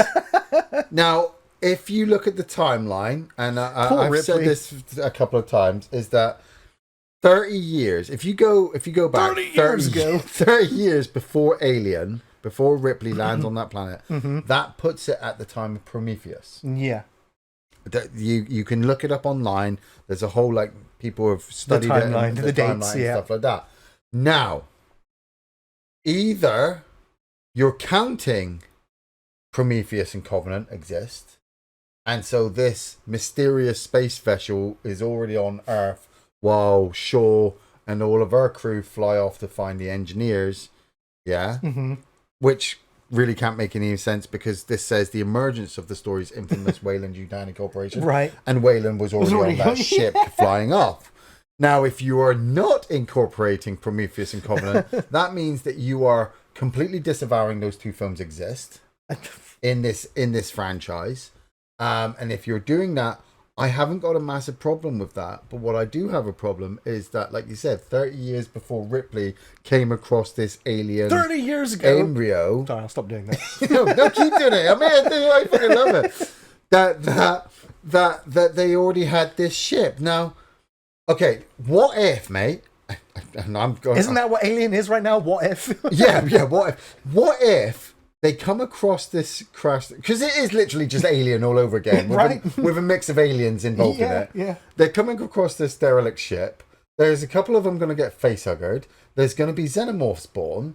What if this is the ship that lands on LV-426 and that an engineer at the end comes down, gets in the ship, flies it off, gets facehuggered? The thing on the planet had been there for thousands of years. I know, but unless Dallas is an idiot. Yeah, but unless he Dallas doesn't know what is he's an talking about. Idiot. This whole idea, Alien Earth, looks good on paper, but it's... I like Noah Hawley, who is making this show. I'm going to be there when it comes out. Yeah, we're going to be there because they think they've got several seasons worth of story to tell. So I'm like, prove it. Yeah. So let's see. Show me what you got. Yeah, show me what you got. Don't give it to Amazon Prime. I mean, hopefully it's on Disney or Hulu. Give it that, or we'll all get face buggered by whatever alien they throw at us next. As long as it's not black goo. Don't not give me any more fucking black goo. Well, I got one last news story to wrap up this section. Yeah. Because one of my favourite filmmakers, TV makers out there right now is Mike Flanagan. Yes. And he is going to be making the next Exorcist movie. And he has claimed that he's going to be making this the scariest movie yet. Now, we all know that David Gordon Green's planned Exorcist trilogy, which began with the poorly received The Exorcist Believer, is no more, with Blumhouse now pivoting down a bold new path instead. Okay. This new entry has a release date already of March 13th, 2026. Nice. With all the plot details being kept under wraps for now. It will be an all-new story and not a continuation of Believer. Thank fuck. So, Mike Flanagan has had this to say. We aren't making this easy on ourselves, but I've always felt that there's no point in going into a franchise or into a property that monolithic unless there's something new you can bring. Mm-hmm. I chased The Exorcist very aggressively because I was convinced I had something I could add. This is an opportunity to do something that I believe has never been done within the franchise. Something that honors what came before it, but it isn't built on nostalgia. I really just saw an opportunity to make the scariest movie I've ever made. I know expectations are high. No one's more intimidated than I am. The Exorcist is one of the reasons I became a filmmaker, and it is an honor to have the chance to try something fresh, bold and terrifying within its universe. Reuniting with my friends at Blumhouse, with whom I've made some of my favourite pieces of work, only makes this more exciting. You know what I would do if I was him? And if I'm right on this, I want all the fucking credit. Sure. Okay? I'm going to go on a limb. This is what Mike Flanagan... Well, this is what I would do if it was if I was Mike Flanagan. Okay, so as he says there, he's wanting to do something new. Yeah. But he's also want to try to call back to what was original, right? Yeah. And what really stands out for me in the original Exorcist is the story behind the priests. Yeah. Yeah, the story. It was the question of faith. Like, do I believe in what I'm doing anymore? Exactly, and being confronted by this evil and having to protect this small child, right? Yeah. Now, you can't just go with another Reagan story again because that would just be a remake. Remake. So, you go with a nun in a convent. Mm-hmm. Yeah, questioning her faith. She's a very young nun. Evil comes along. I don't know, like in the convent. No, the young nun losing her faith, I don't think works. It needs to be an older character. No. Well, and needs the wisdom and understanding to have lost their faith. Okay, let's go with an old nun then, right? Yeah. We'll go with an old nun living in this convent. We've got all the nuns in there. They're all living their happiest lives and all that kind of stuff. Even though I haven't fully seen it, I'm kind of going with a bit of a midnight mass kind of idea here. Sure. You've got the people being lulled in by the idea that this thing isn't really evil, it's actually really nice and it wants to... Is it misunderstood? Yeah, it's misunderstood. But it is fucking Satan. Okay. It is evil. It is a demon. And so your old priest, or maybe you get an old nun and a young nun. You know, the old nun is trying to prove to the young nun that these things are evil and real, and the young nun doesn't believe it. Played by Eric Idle and what's his face? Robbie Coltrane, dead motherfucker. Yeah, well, they're just Ian Holmes him, you know. and it'll be them having to face down this demon in this temple, and the demon's constantly just, you know, questioning their faith all the way through. You can't defeat me, blah blah blah. That's how I with an epic confrontation of good and evil. Testing their faith. And so at the same time, you end it with the fact that when the old nun gets possessed and has to be killed by the young nun, it turns out that the young nun is actually retelling the story, and when you get the present day, she's the old nun. Okay. Yeah. All right. Well, there you go, Mike Flanagan. Mike Flanagan, sorted you out. Sorted you out there. I've done your job for you. To end this section of the podcast on a bit of a acid trip. Yeah. Did you see the Minecraft trailer? I fucking did. What did you think? I thought it looked like a rainbow had thrown up in my eyes.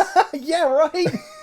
This is Jason Momoa and Jack Black. Now, this is the thing that I didn't get. That it's being directed by Jared Hess. Yeah. Napoleon Dynamite, Nacho Libre, and so on. Now, I have always had an immediate reaction to Jared Hess's films. I always have. Right. And like I even said on the Napoleon Dynamite review when we finally did it, I was like, you know what? I was wrong. Yeah. This is a masterpiece. Yeah. But like I don't feel that way about any of his other movies. And seeing this Minecraft trailer, like it's almost a point where if I see Jack Black in anything, I'm like, no. Yeah. I'm sorry, Jack Black. Like I love Tenacious D. But I do not like this Jack Black that is just Steve or whoever he is. He's just Jack Black in everything. I feel like Jared Hess is another Eli Roth, that they just got a director that they thought was good, who hasn't done a lot recently. Yeah, and then to do video games. And we've got this video game idea that we want you to work with. And just like with Eli Roth, he won't have that much control. He's literally just there to turn the camera on and off because Jack Black and Jason Momoa are supposed to already know what they're doing. From the looks of it, like it's all green screen, so it is. And the camera doesn't even need to move. I don't even understand what the concept of the plot is, because Jason. Is it Jumanji in Minecraft world? Yeah, that's what it seems like. Because to me, it looks like Jason Momoa is playing second fiddle to Jack Black, who's playing Steve. Now, I'm not the biggest Minecraft fanboy, but Steve was just a character skin. It didn't seem like he had a character or a story. Maybe things happened when I wasn't looking. I don't know, but I don't look at Steve on Minecraft and go, oh yeah, it's Jack Black. Right. Don't get me wrong, when I look at King Cooper, I don't go, oh, it's Jack Black. With Claptrap, I don't go, oh look, it's fucking Jack Black. But it just feels like it's another, we need to make a game movie.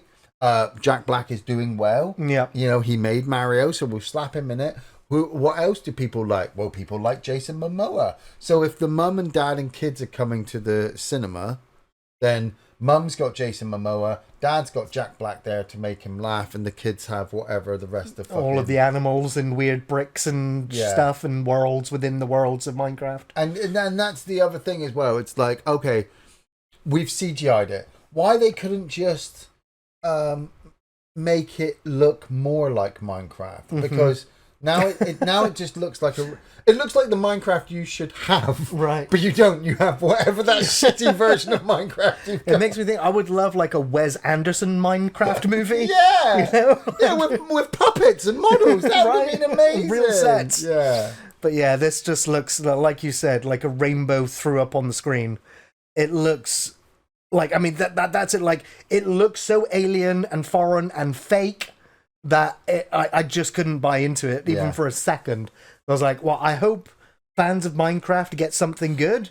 Like, it's definitely not for me. We could be wrong. I mean, I also think, like, if this film fails, like, does, like, Borderlands numbers, I don't think it's going to hurt Minecraft in of itself. I think it'll just be one of those things, but Minecraft still carries on to be one of the best-selling games ever. Well, that's it. I mean, have you seen Sonic? Yes, Sonic I saw the first film, The first one. You haven't seen Sonic 2 yet?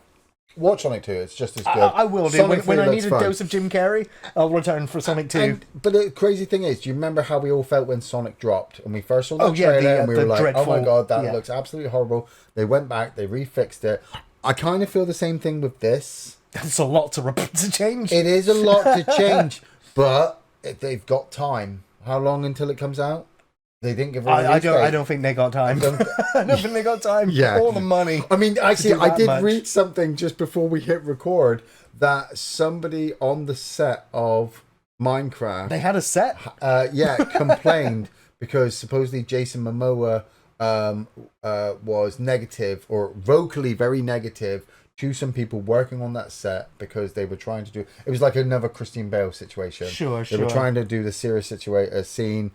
Some things happened, and so Jason Momoa started to shout at the people there.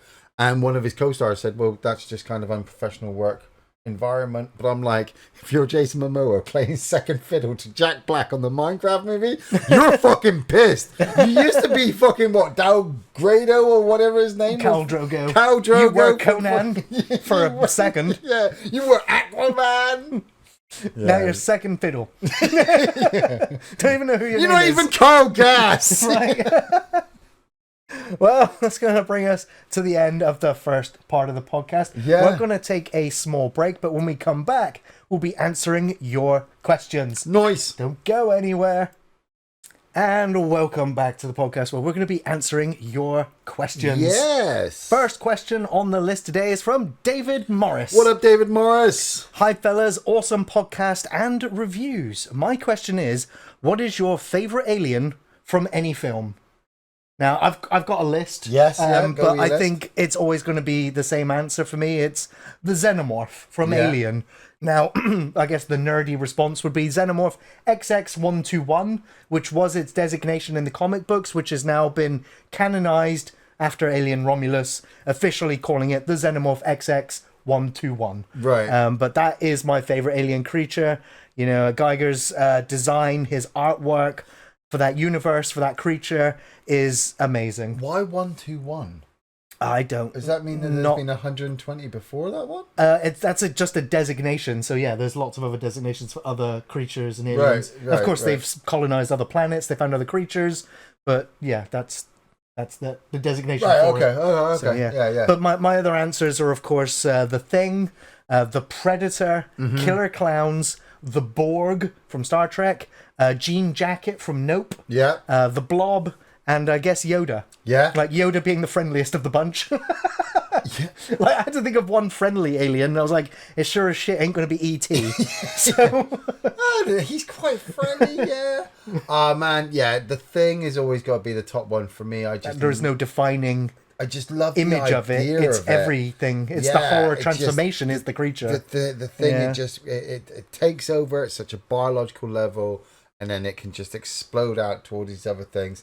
Recently, though, like I wanted to say that I don't know if I said it in the last podcast, but we keep getting questions of movies that obviously our opinions have changed on. Sure. And I could never really think up one at the time, and then after I'm like, oh man, I wish I'd said that. And so you're going to answer a question from last month's podcast. I am, but also answering it's related this one to at this the one. same time. Is that I have gone back. I haven't rewatched it yet. Okay. But I've gone back on what my opinion is for Under the Skin. Okay. And I actually do think it's a very good movie. Nice. Okay, yeah. I think that there's just very low budget, and that you have to approach it as you would with many sci-fi movies. Is that the first time you watch it, you don't get it. Yeah. Second and third time that you rewatch it. I haven't rewatched it, but it's stuck in my head so much that I'm like, well, it must have an impact. It must be good. It's haunting. Yeah. It's haunting. And going with what's your favorite alien from any film? I wouldn't say it's my favorite. I was going to say Scarlett Johansson is your favorite alien. Yeah, I mean, you know, like. All right, Natasha Henstridge is also my favorite alien. Yeah. All right, Okay. Just Sigourney Weaver as a giant navvy. Right. Yeah. But I just, I like the idea of that weird house thing that sucks the men in and then squeezes them into juice. Right. That was really weird. Yeah. That's very alien. And I also like that image at the end when she pulls off her outfit. Yeah. And she's kind of this black, kind of strange, weird alien underneath. It's just a very cool design. Like you said, jean jacket. Mm-hmm. What a design. Yeah, it's unique. Yeah. It's just so unique. That's the most modern one of all of them. Because all the others just keep getting repeated. I feel as well, I wouldn't say the original Xenomorph is my favourite. I would probably go with the Queen. Sure. Such an amazing design, such an expansion on the alien creature that we'd already seen. Yeah. What a model. Yeah. As well. Yeah, brilliant. Oh, excuse me. Gassy after me apple juice. Still going. Gassy Gary. I do apologise, everyone. Alrighty, next question is from Natalie Holbert. What up, Natalie? Hello, my kittens. Hope you are well. As you may imagine, I have crazy dreams. Okay. Really vivid, really odd, and I have fun looking up the meaning of them in the morning. So my question is, what is the weirdest dream you have had, and do you have any recurring dreams? I used to dream constantly about Helen Daniels from Neighbours. Nice. She used to pop up all over the place. Weird with a beard.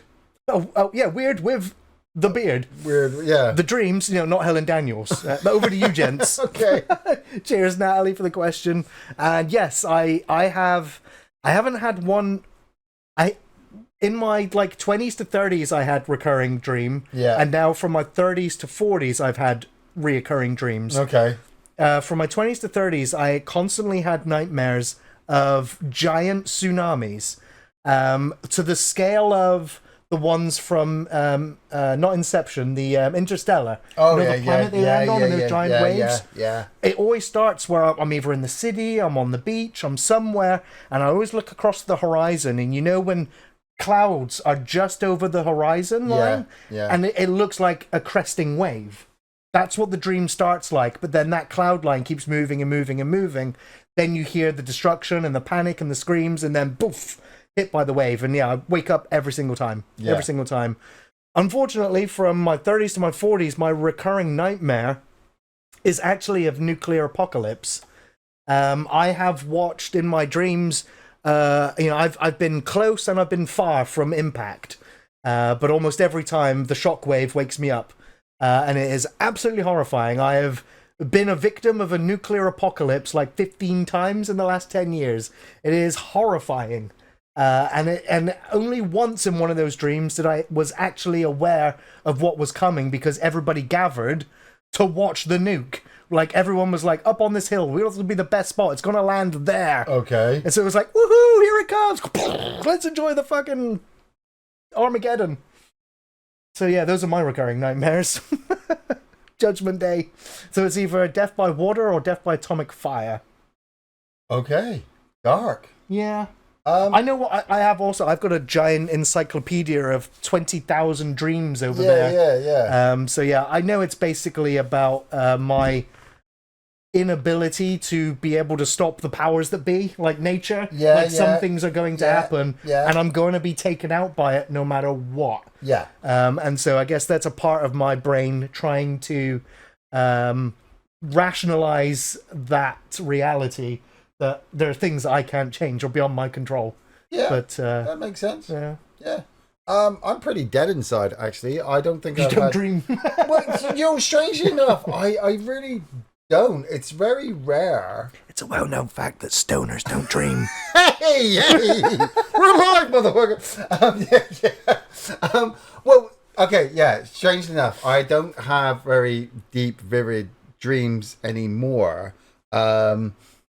If I do have one, I'll wake up with a start, and I'm trying to remember what has happened, and though I will do my best to try to remember what's happened, I always end up forgetting.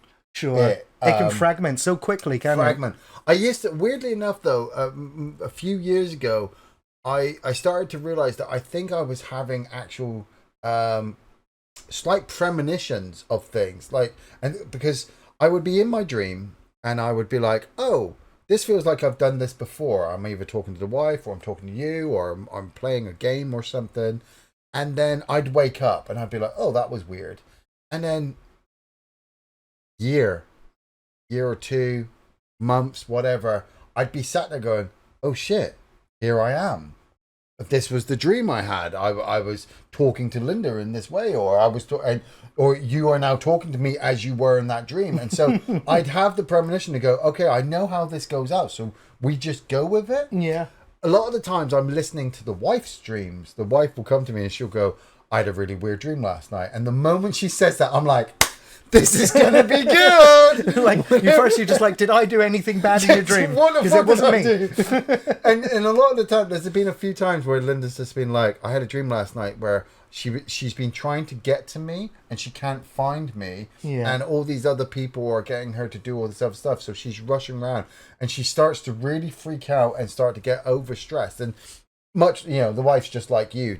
She doesn't like to get overstressed or deal with complications. That's where I'm supposed to step in and go, right, let's do it this way and we'll get things done. But because I'm not there, it kind of freaks her out. And so I'm standing there like listening to her talk to me, and I'm like, oh man, you need to smoke. You need to smoke a bit more before you go back. Oh shit, you smoke this, stop your dreams. You haven't talked too many vivid dreams, Great question, Natalie. Thank you. Yeah, thanks, Natalie. Alrighty, next. Also, I just want to say we've broadened our Q&A section to shout-outs and announcements and call-outs as well. I wanted to throw this in because I like the idea that obviously people can have birthdays and things happen, and maybe you just want us at Off the Shelf Review to give you that perk up to get you through the next month. So let's give you a shout-out. Okay, so this is from Jacka Gray.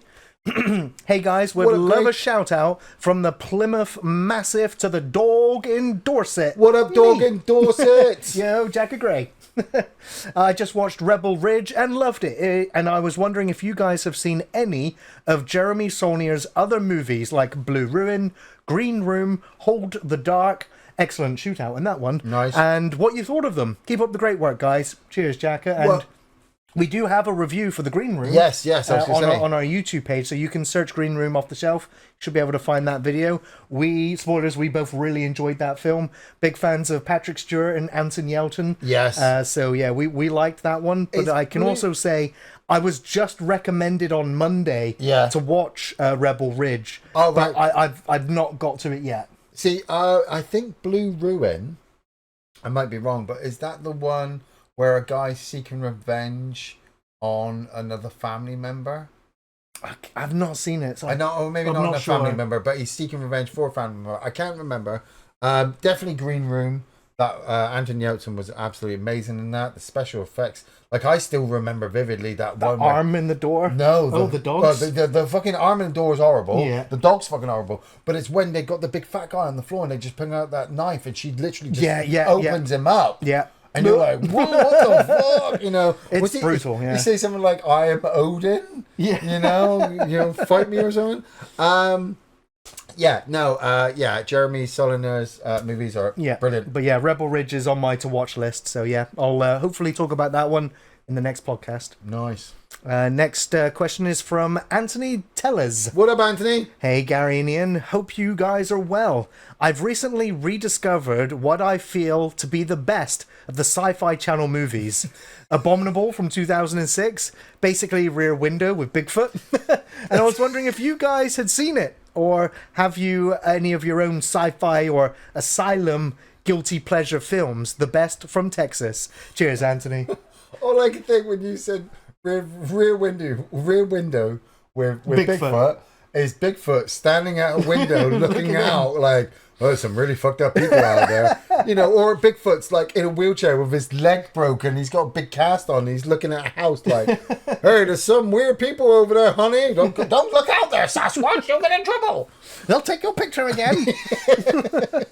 To be honest, like I tend to watch crappy shark movies, like no matter who makes them. Yeah. But I do have a list. Like I cheated a little bit, and I went to IMDb and I went, okay, show me the Sci-Fi Channel movies. Yeah. And they listed some stuff like The Descent and Dog Soldiers. And I'm like, they're not sci-fi movies. No. Maybe they've been seen the most on there, and so they've been lumped into there. The one that I would say the most is probably like the Puppet Master series, which I saw on the Sci-Fi Channel growing up. But then there's like Sharknado.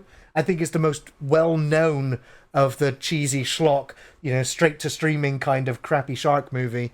But one that I watched a year or two ago was Titanic 666. Oh, nice. That had Jamie Bamber in it, Apollo from Reboot Battlestar. Yeah. And it was so awful. It was so bad. Awful, yeah. It was dreadful, but I had such a good time watching it because it was so bad. Yeah. I was laughing at how they cobbled this together.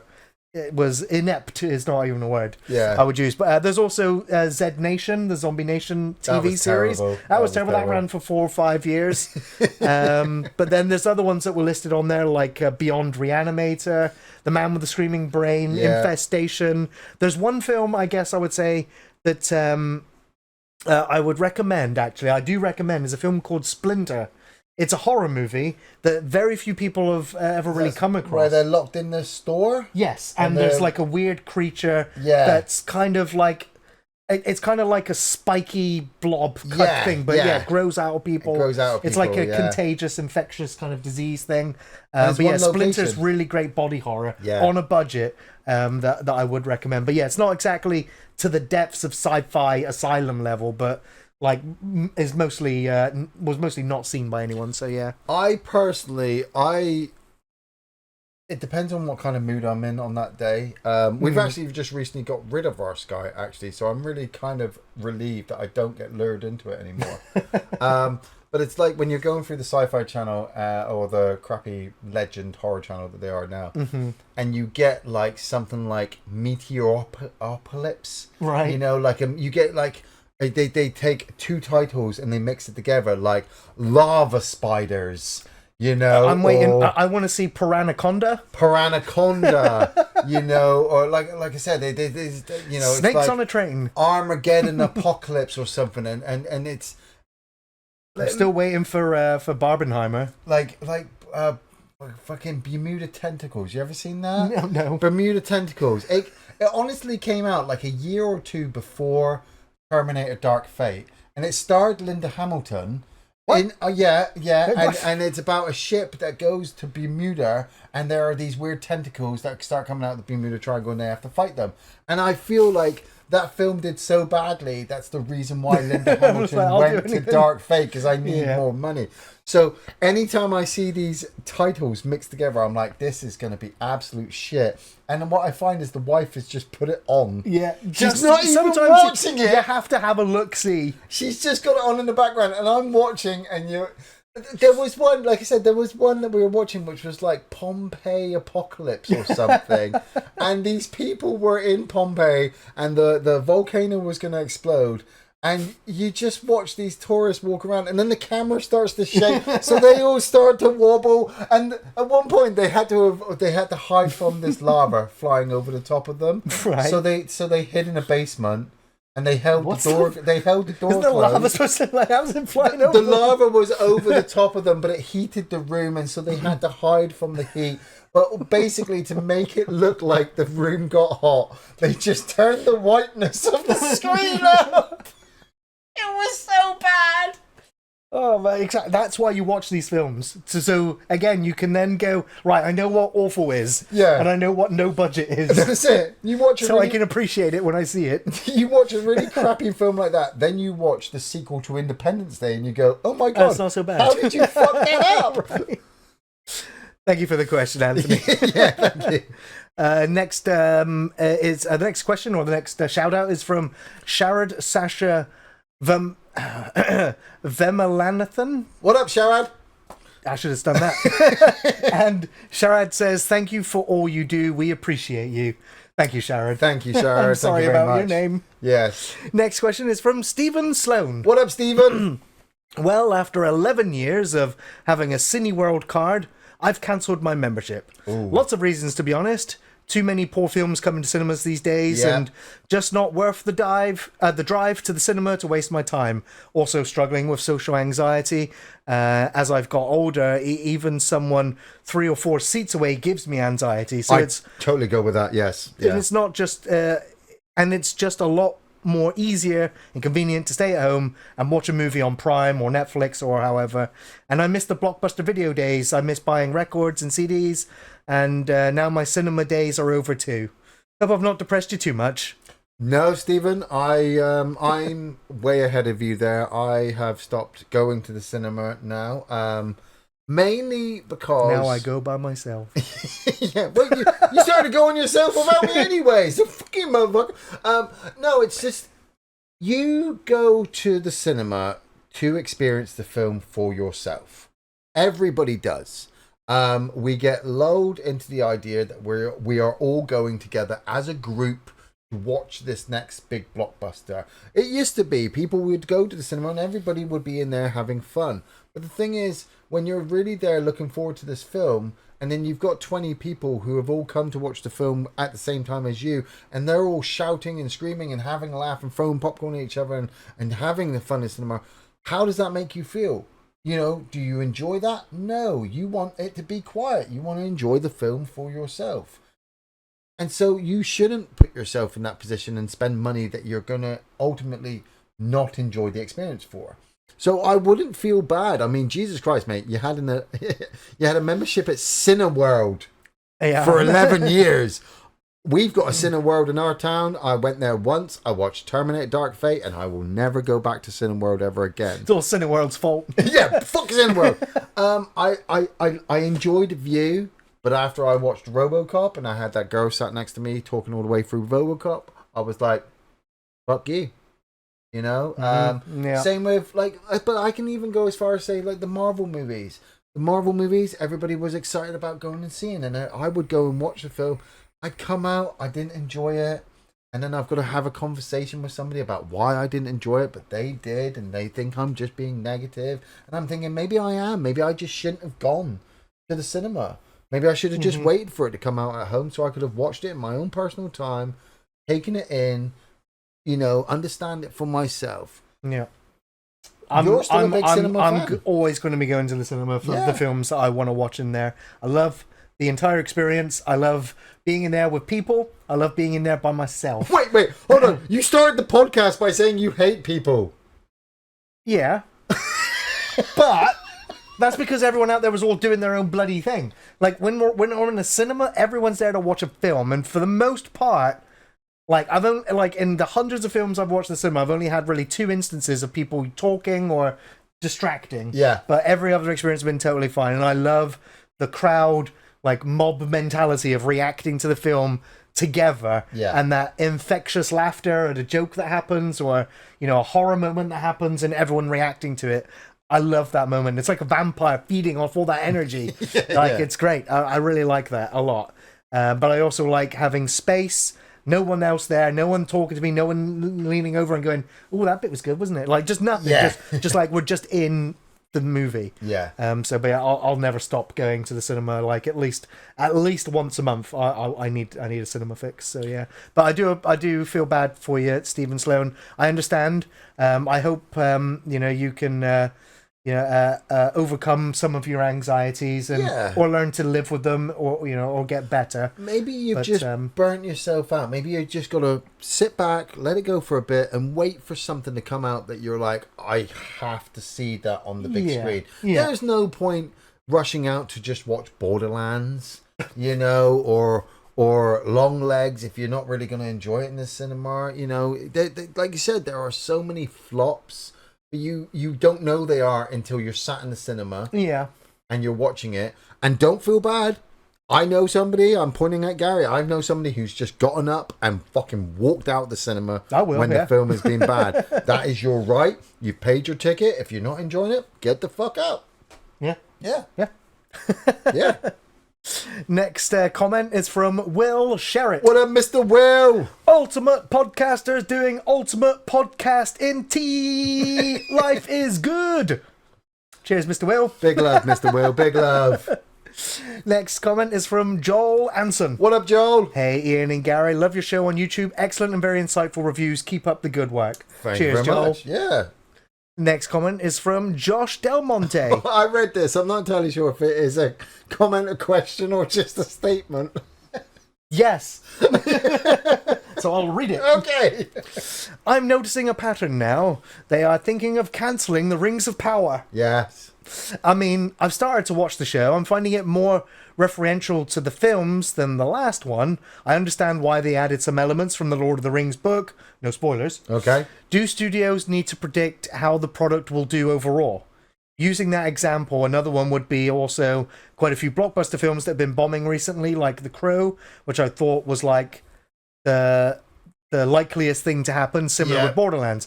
I haven't seen either, but know of the reviews. Right. Though things like remakes, sequels, remakes, etc., through box office wise, no one can be that accurate. But again, no studios need to predict these kind of films will perform. They keep making them, which some that are nostalgic, but the pattern is they keep failing in some cases.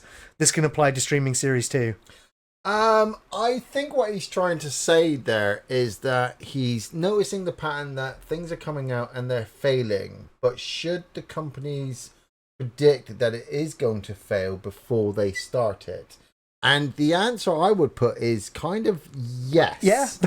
If you're going to make a TV show like The Rings of Power, coming off the back of the star power that is the Lord of the Rings and the book series that they made up, and that fantasy is doing really well at Game of Thrones at the time, then you should predict that you are going to draw a lot of attention to your product. And if you haven't given your product enough heart or money or good actors or whatever it needs to actually hit those big fucking levels that you want it to, then you are going to fail. And I'll say the same thing with The Crow. So you're wanting to make The Crow movie and you're wanting to sell it to a brand new audience. That's absolutely fine. But if you are not going to have good writers, or you're not going to have actors who are going to be able to express the emotions that you want the audience to feel at the right times in the film, then the film is going to fail. I don't think you can predict when you can get your thing out. Sorry, I just realized what I just said there. I'm going to rephrase that. I don't think you can predict exactly when your product can come out at a time when it's perfect. Because sometimes you have to go back and reshoot things. Sometimes you have to re-edit out certain sequences. Certain things can happen in the news and in real life that can completely fucking fuck your show up. You look at like Batgirl. Mm-hmm. You know, tax write-off. You might have got money for that if it had come out when there was nothing in the cinema and people could go to the cinema and watch it. But your film's coming out in the middle of a year where you've got all these other big names coming out, so you can just immediately know your product is going to fail. So don't even put it out. But that's difficult. You've got to make the product first. And what you may think is really, really good, 1,000 other people might watch and say it's absolutely shit and bad mouth it. But yeah, I mean, all studios are going to do predictions and estimates about what they need the film to earn, which is why they allocate them certain budgets. Yes. Because they feel they can earn that budget and more back. But yeah, like, those people have been getting it very wrong lately with the films that they've been greenlighting. Yes. Like, so yeah, like, maybe those are the ones responsible for even greenlighting it in the first place. Yeah. And the people that they're then hiring to make it. But yeah, like, anyway, cheers for your comment though, Josh. Yeah, thanks. Next one is from Paul Atherton. What up, Paul? Will the podcast be on YouTube later? Been watching you guys for the last decade. You're doing a remarkable job, and it's getting better and better every year. Hopefully, more years to come. Nice. Thank you so much, Paul. Yeah. And absolutely, podcast will be on YouTube in the coming days after today's live stream. Oh, well, by the time I was going to say, by the time he hears this, it's already going to be out. Exactly. You'll be hearing this when it's already there. Woo, spooky Inception. It's a podcast within a podcast. Alrighty. Well, we have a question from Matt Midgley. What up, Matt? What would have had the biggest impact? Prime HBK joining WCW or Prime Taker joining WCW? Oh, I want to say Prime HBK.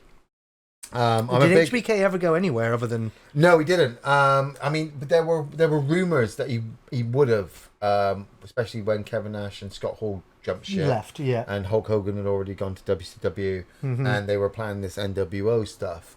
Shawn Michaels had worked for his position.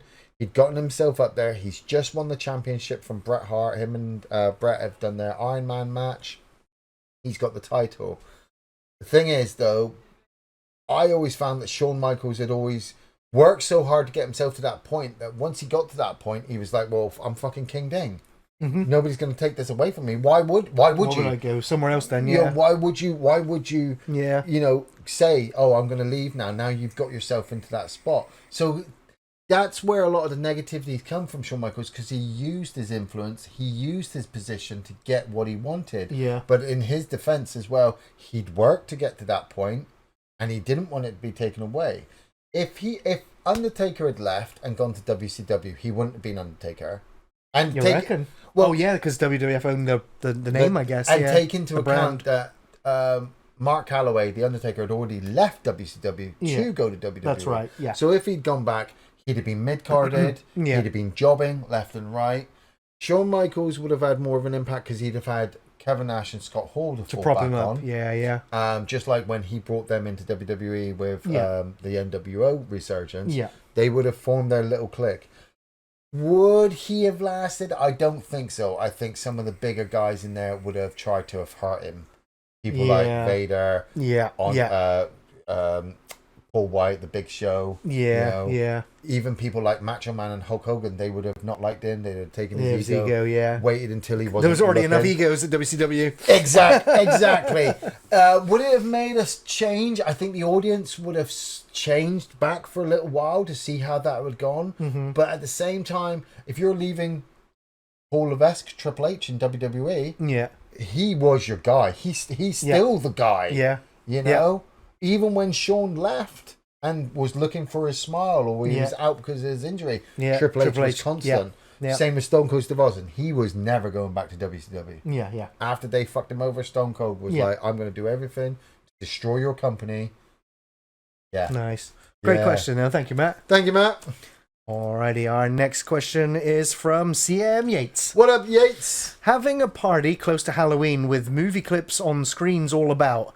Zombie news clips, news from Robocop and Pontypool on radio. Nice. What are your memorable background from movies?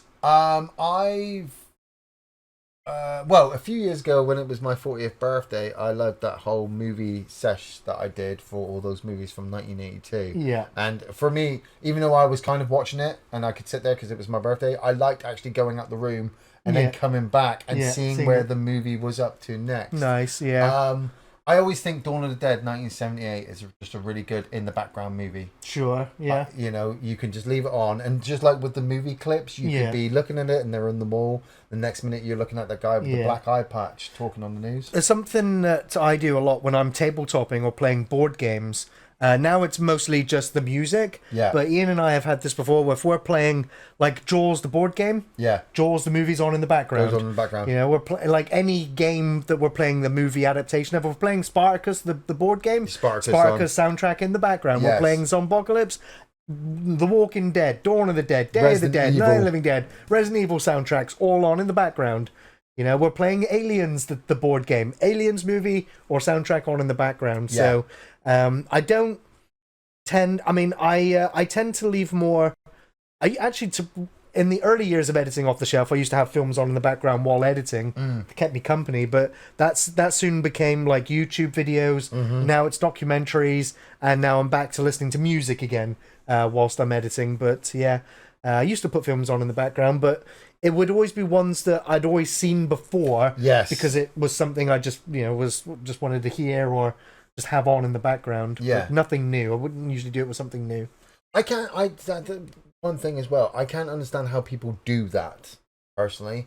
I like when it's a movie that I've seen a million times. I can put it on in the background. I can get my phone out and get my Switch out, and I'm doing something else while I'm listening to the film because I can just see it in my head.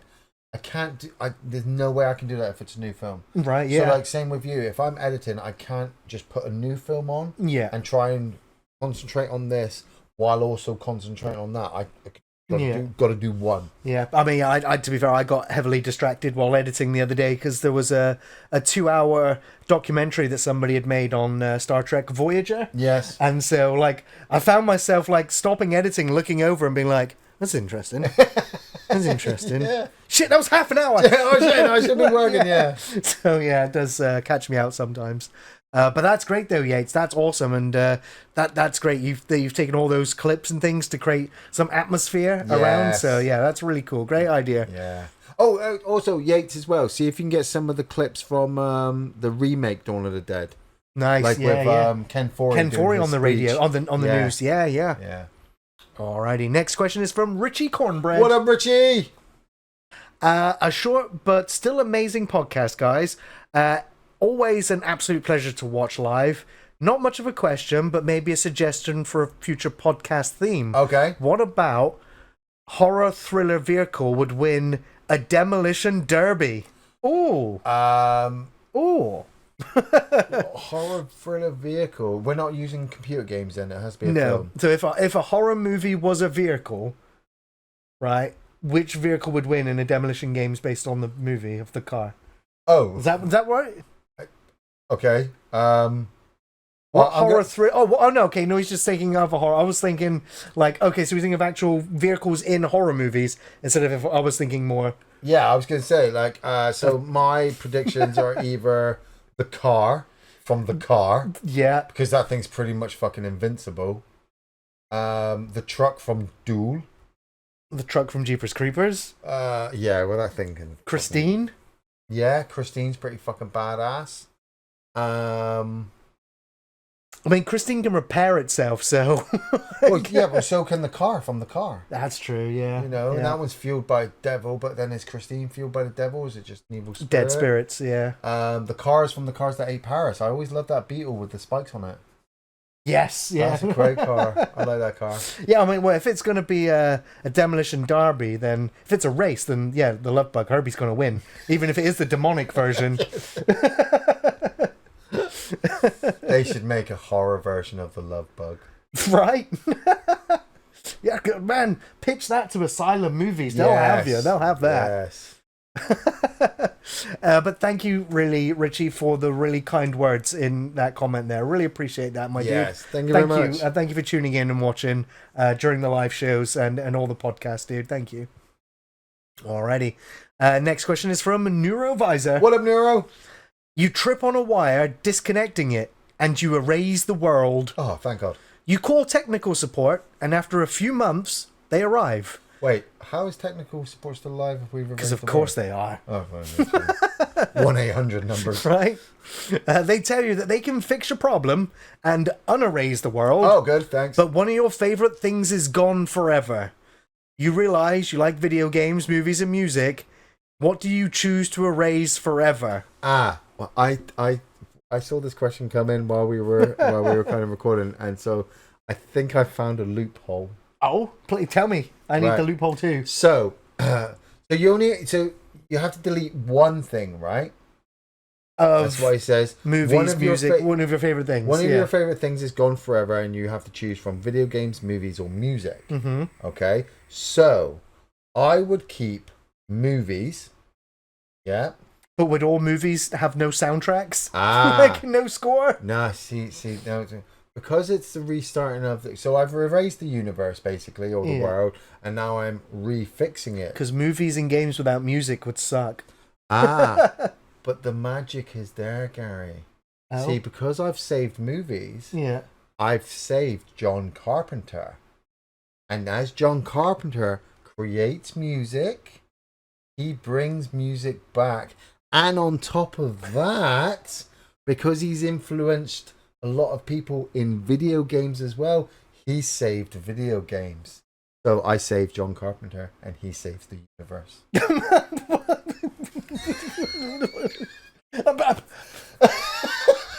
How do I answer that after that? Exactly. You know, like I said, I would easily. I don't want to live in a world without my favorite things. So I'm not going to call technical support and ask them to plug it back in. Like, nah. You're just going to sit. I'll sit in the void and sulk. Because, I need all those things in my life. Otherwise, it's just... Well, yeah, but what is the point? So you can't erase video games, movies, or music? No. I would see because I can't erase music because music is life. Music has so much. Yes, but if you consider how much you do the other two in comparison, so like we've always loved music, but we're not in tune with present day music. No, maybe not, but music is integral to films and video games. You strip that out of those two mediums, and those two are they just fall apart. Yes, like Conan the Barbarian. Like, take the soundtrack out of that film. Yes, but that's how you save it as well. Is because you've saved Conan. Yeah. So the music still exists because of that, even though you've tried to erase it. If I have to give an answer, I will remove games. Wow. From that, because music is life and movies is everything. Unfortunately, like my priority is movies, but 50 to 60% of a movie is the soundtrack. That is without a doubt. Nice. It's probably even more than that. That is a good. Good shout, that's where I fall on that one. So it's a tough choice, but of course, I'll take the void as my other option and go no. It's an impossible question. Let's just go with the void. Yeah. Cheers, Thank you, Neurovisor. Alrighty, we got one more question. One more question! And this one's from Rio Quinn. What up, Rio Quinn? I've just watched The New Crow. Why? Why would you fucking do that? Abysmal. Yes. But the gore was pretty good. Is there a film you thought was complete trash but really appreciated the gore effects? Terrifying. But I mean, the film is trash, but I actually liked that trash. I know you didn't like that trash, so one man's trash is another man's treasure. Yeah, it's true, yeah. But without a doubt, was terrifying. Yeah, I do, like the film is trash mainly because the plot. It's trashy, not trash. Yeah, it's trashy. There's no real plot. It doesn't intrigue me to really want to stay and watch it. But I can't argue that effect that we all know, I don't think I need to detail it anymore, is just really, really well done. You know, the chopping is such a integral thing. You know, if I'll even show you a comparison. The Collector is not as good. It's trash. The Collector is trash, and I think the special effects in Collector is worse. It wasn't very gory, Terrifier. really. I tried to be. The floor, the man traps chopping up the guy. Yeah, but it wasn't very gory. It was bloody, but it wasn't. But like I said, it was trying to be, and that's why, in comparison to say Terrifier's gore effects are so much better. But the film was trash. I'd say most of the Eli Roth movies, I suppose, were like good gore, but trash movies like Cabin Fever and I don't know, fucking Hostel, right? Yeah, I still haven't seen the Green Inferno. I didn't bother either, but I mean, I don't go out of my way to watch his movies if I can help it. I was just trying to think of any other super gory films that were just crap that had good gore. Because the only other Texas Chainsaw Massacre, the Netflix one. Yeah, the gore, and I enjoyed that bus load of people getting chainsawed up. What was the other film? It was something like Cisco or something like that. It was a World War II one. About Sisu. Oh, Sisu, yeah. Sisu. Like, it wasn't a trash movie, but the gore in that was... That was one of the last films I watched where I was, like, wowed by the gore. Yeah. That was really cool. But that film I thought was cool, though. A lot of the times, like, the gore really has to jump out at me to make me go... Yeah. Oh, that film was really crap, but the gore was great. I think, like, Terrifiers just hit the peak of gore for me. Yeah, I think so as well. Everything else just seems tame in comparison. Like, even if I try to think of, like, the Halloween movies, like the David Gordon Green ones, they're all trash, but... Yeah. The gore wasn't anything noteworthy either. No, nothing. Yeah. But, well, sad that you had to watch The Crow, David. Yeah, Jesus. But yeah, I guess we are all... He chose it. It's your free choice. Yeah, well, because it's probably streaming now, right? So... But why would you click on it? You have to willingly press the button to go, I'm watching this. And I mean, I get that. I did that with Indian and Indian 2. Okay, yeah. But after 6 hours of 2 dancing fucking Indian movies, I'm telling you, that was fucking 3 times the amount of fun I'll have watching The Crow. Right. Well, I mean, maybe, like, you have to watch The Crow because you might be one of the few people on the planet that actually likes it. I don't know if any of them exist yet, but let's keep trying to find somebody that likes it. It's true. It's like Walking Dead, isn't it? There's somebody who's got the immunity. Somebody's immune to it. Somebody's immune to the crap. They're like, no, I enjoyed it. You're like, why? Tell me why. What is the secret? Inject me with your because all movies crappiness. are shit now. We need to know how you overcame. What world do you live in? Where did you come from? Where did you come from? Alrighty, well, that's about wraps up this podcast. Thank you, everyone, for your awesome questions and your comments. Really, really appreciate them. We cannot have a Q&A section without them. Yes. So if you do have a question for the podcast, please leave them on the Facebook or join us live for these recordings. Join us on the Discord so you never miss out on a podcast or any of the live streams. And with that, you can also find us on Facebook, on X, on Patreon, and of course on YouTube. On YouTube every Thursday, yeah. And Podbean, that's where the podcast is hosted. The podcast is. And the YouTube, your podcast is on the YouTube as well. Obviously, we always aim to get a new review up every Thursday, but every now and again. Yeah, I don't think we'll get caught. Well, I'm not going to go ranting right now about the YouTube system, but we're getting there. We'll just say that every now and again there's a copyright banana skin in our path as we're walking along with our reviews. Like, yeah, this is going to be a good week, and then all of a sudden we're like, whoa, fuck! The video's deleted and we got a strike. Fucking, a famous actor dies, and we've got to rush the review out just to try to tap in on it. Alrighty, thank you for tuning in, everyone, and we'll see you on the next one.